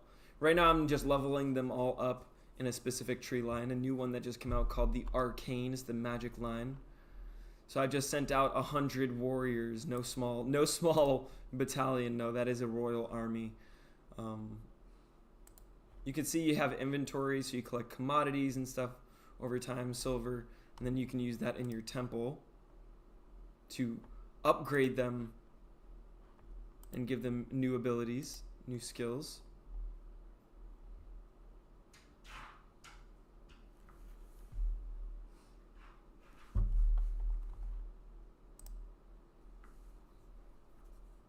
Each of these skills are going to require a certain amount of commodity, a certain amount of silver, and a certain level in that skill line. So for instance, we have this final skill line. Let's see right here. You need to have at least level 10. So if you wanted to see, you could always click the filter, explore here, see who has at least level 10 in my army that I could upgrade there. Nobody. Maybe a level 5. Nobody. Level 3. Nobody. Level 2. Level 1. Who's got at least a level 1? Alright, I do have some level 1s. This just came out, so far not that many that have actually successfully completed, but a good amount might have successfully completed their first Mystic quest. They got a long way to go before they start to unlock that next skill line, but we'll get there. We will definitely get there. Shout out to Aradina. They also recently go ahead and show you. They recently were showing off some new gameplay that they have coming. Really amazing. Let's see if we can get it proper view. Number 1, here's from the top, which you can see. But they also recently dropped some gameplay views from a sort of lower view. I want to see.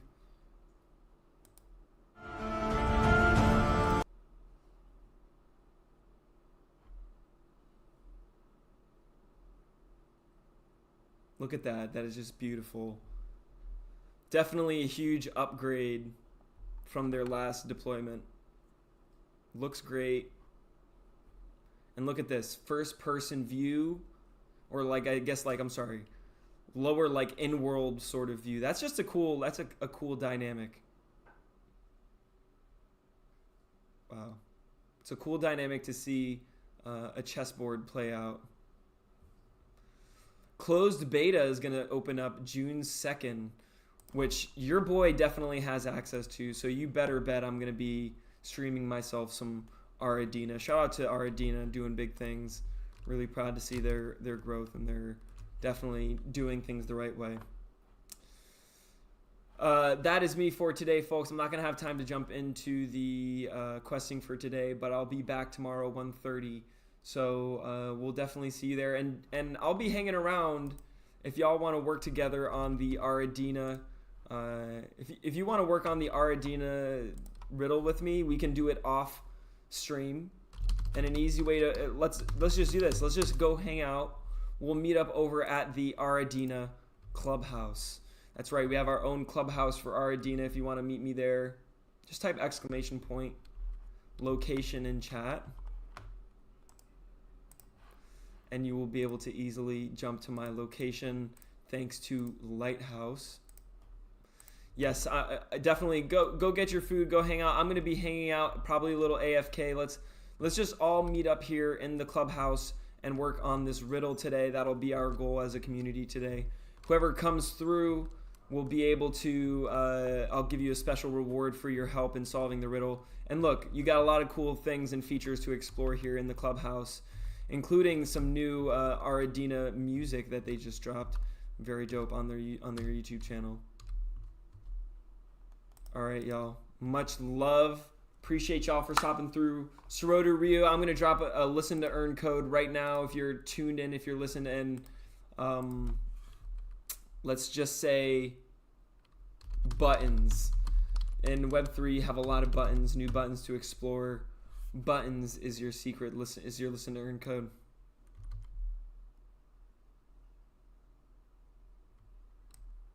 All right, y'all, buttons is your listen to earn code. 500 Orem for you. Appreciate you for being here, Soroda Rio, as always. And I want to make sure you're rewarded, and you better bet, Soroda Rio, when the day comes that I drop a Clone X in that shop, or a Warrior of Aradina in that shop, or some new drip to be forged from Artifact in that shop, trust me, it's going to go for some sweet, sweet Orem. And you're going to be first in line, ready to go. Appreciate you for being here and always supporting the community, for being down for the movement. I think you know the vision, and I appreciate you for that big time. I'll see you tomorrow, 1:30 p.m. PST. And I'll see you a little later here. We're going to get things going. We're going to solve this quest. And when we get started, I will definitely tweet about it. So I will definitely see you later about that. See you later, everybody. Peace out.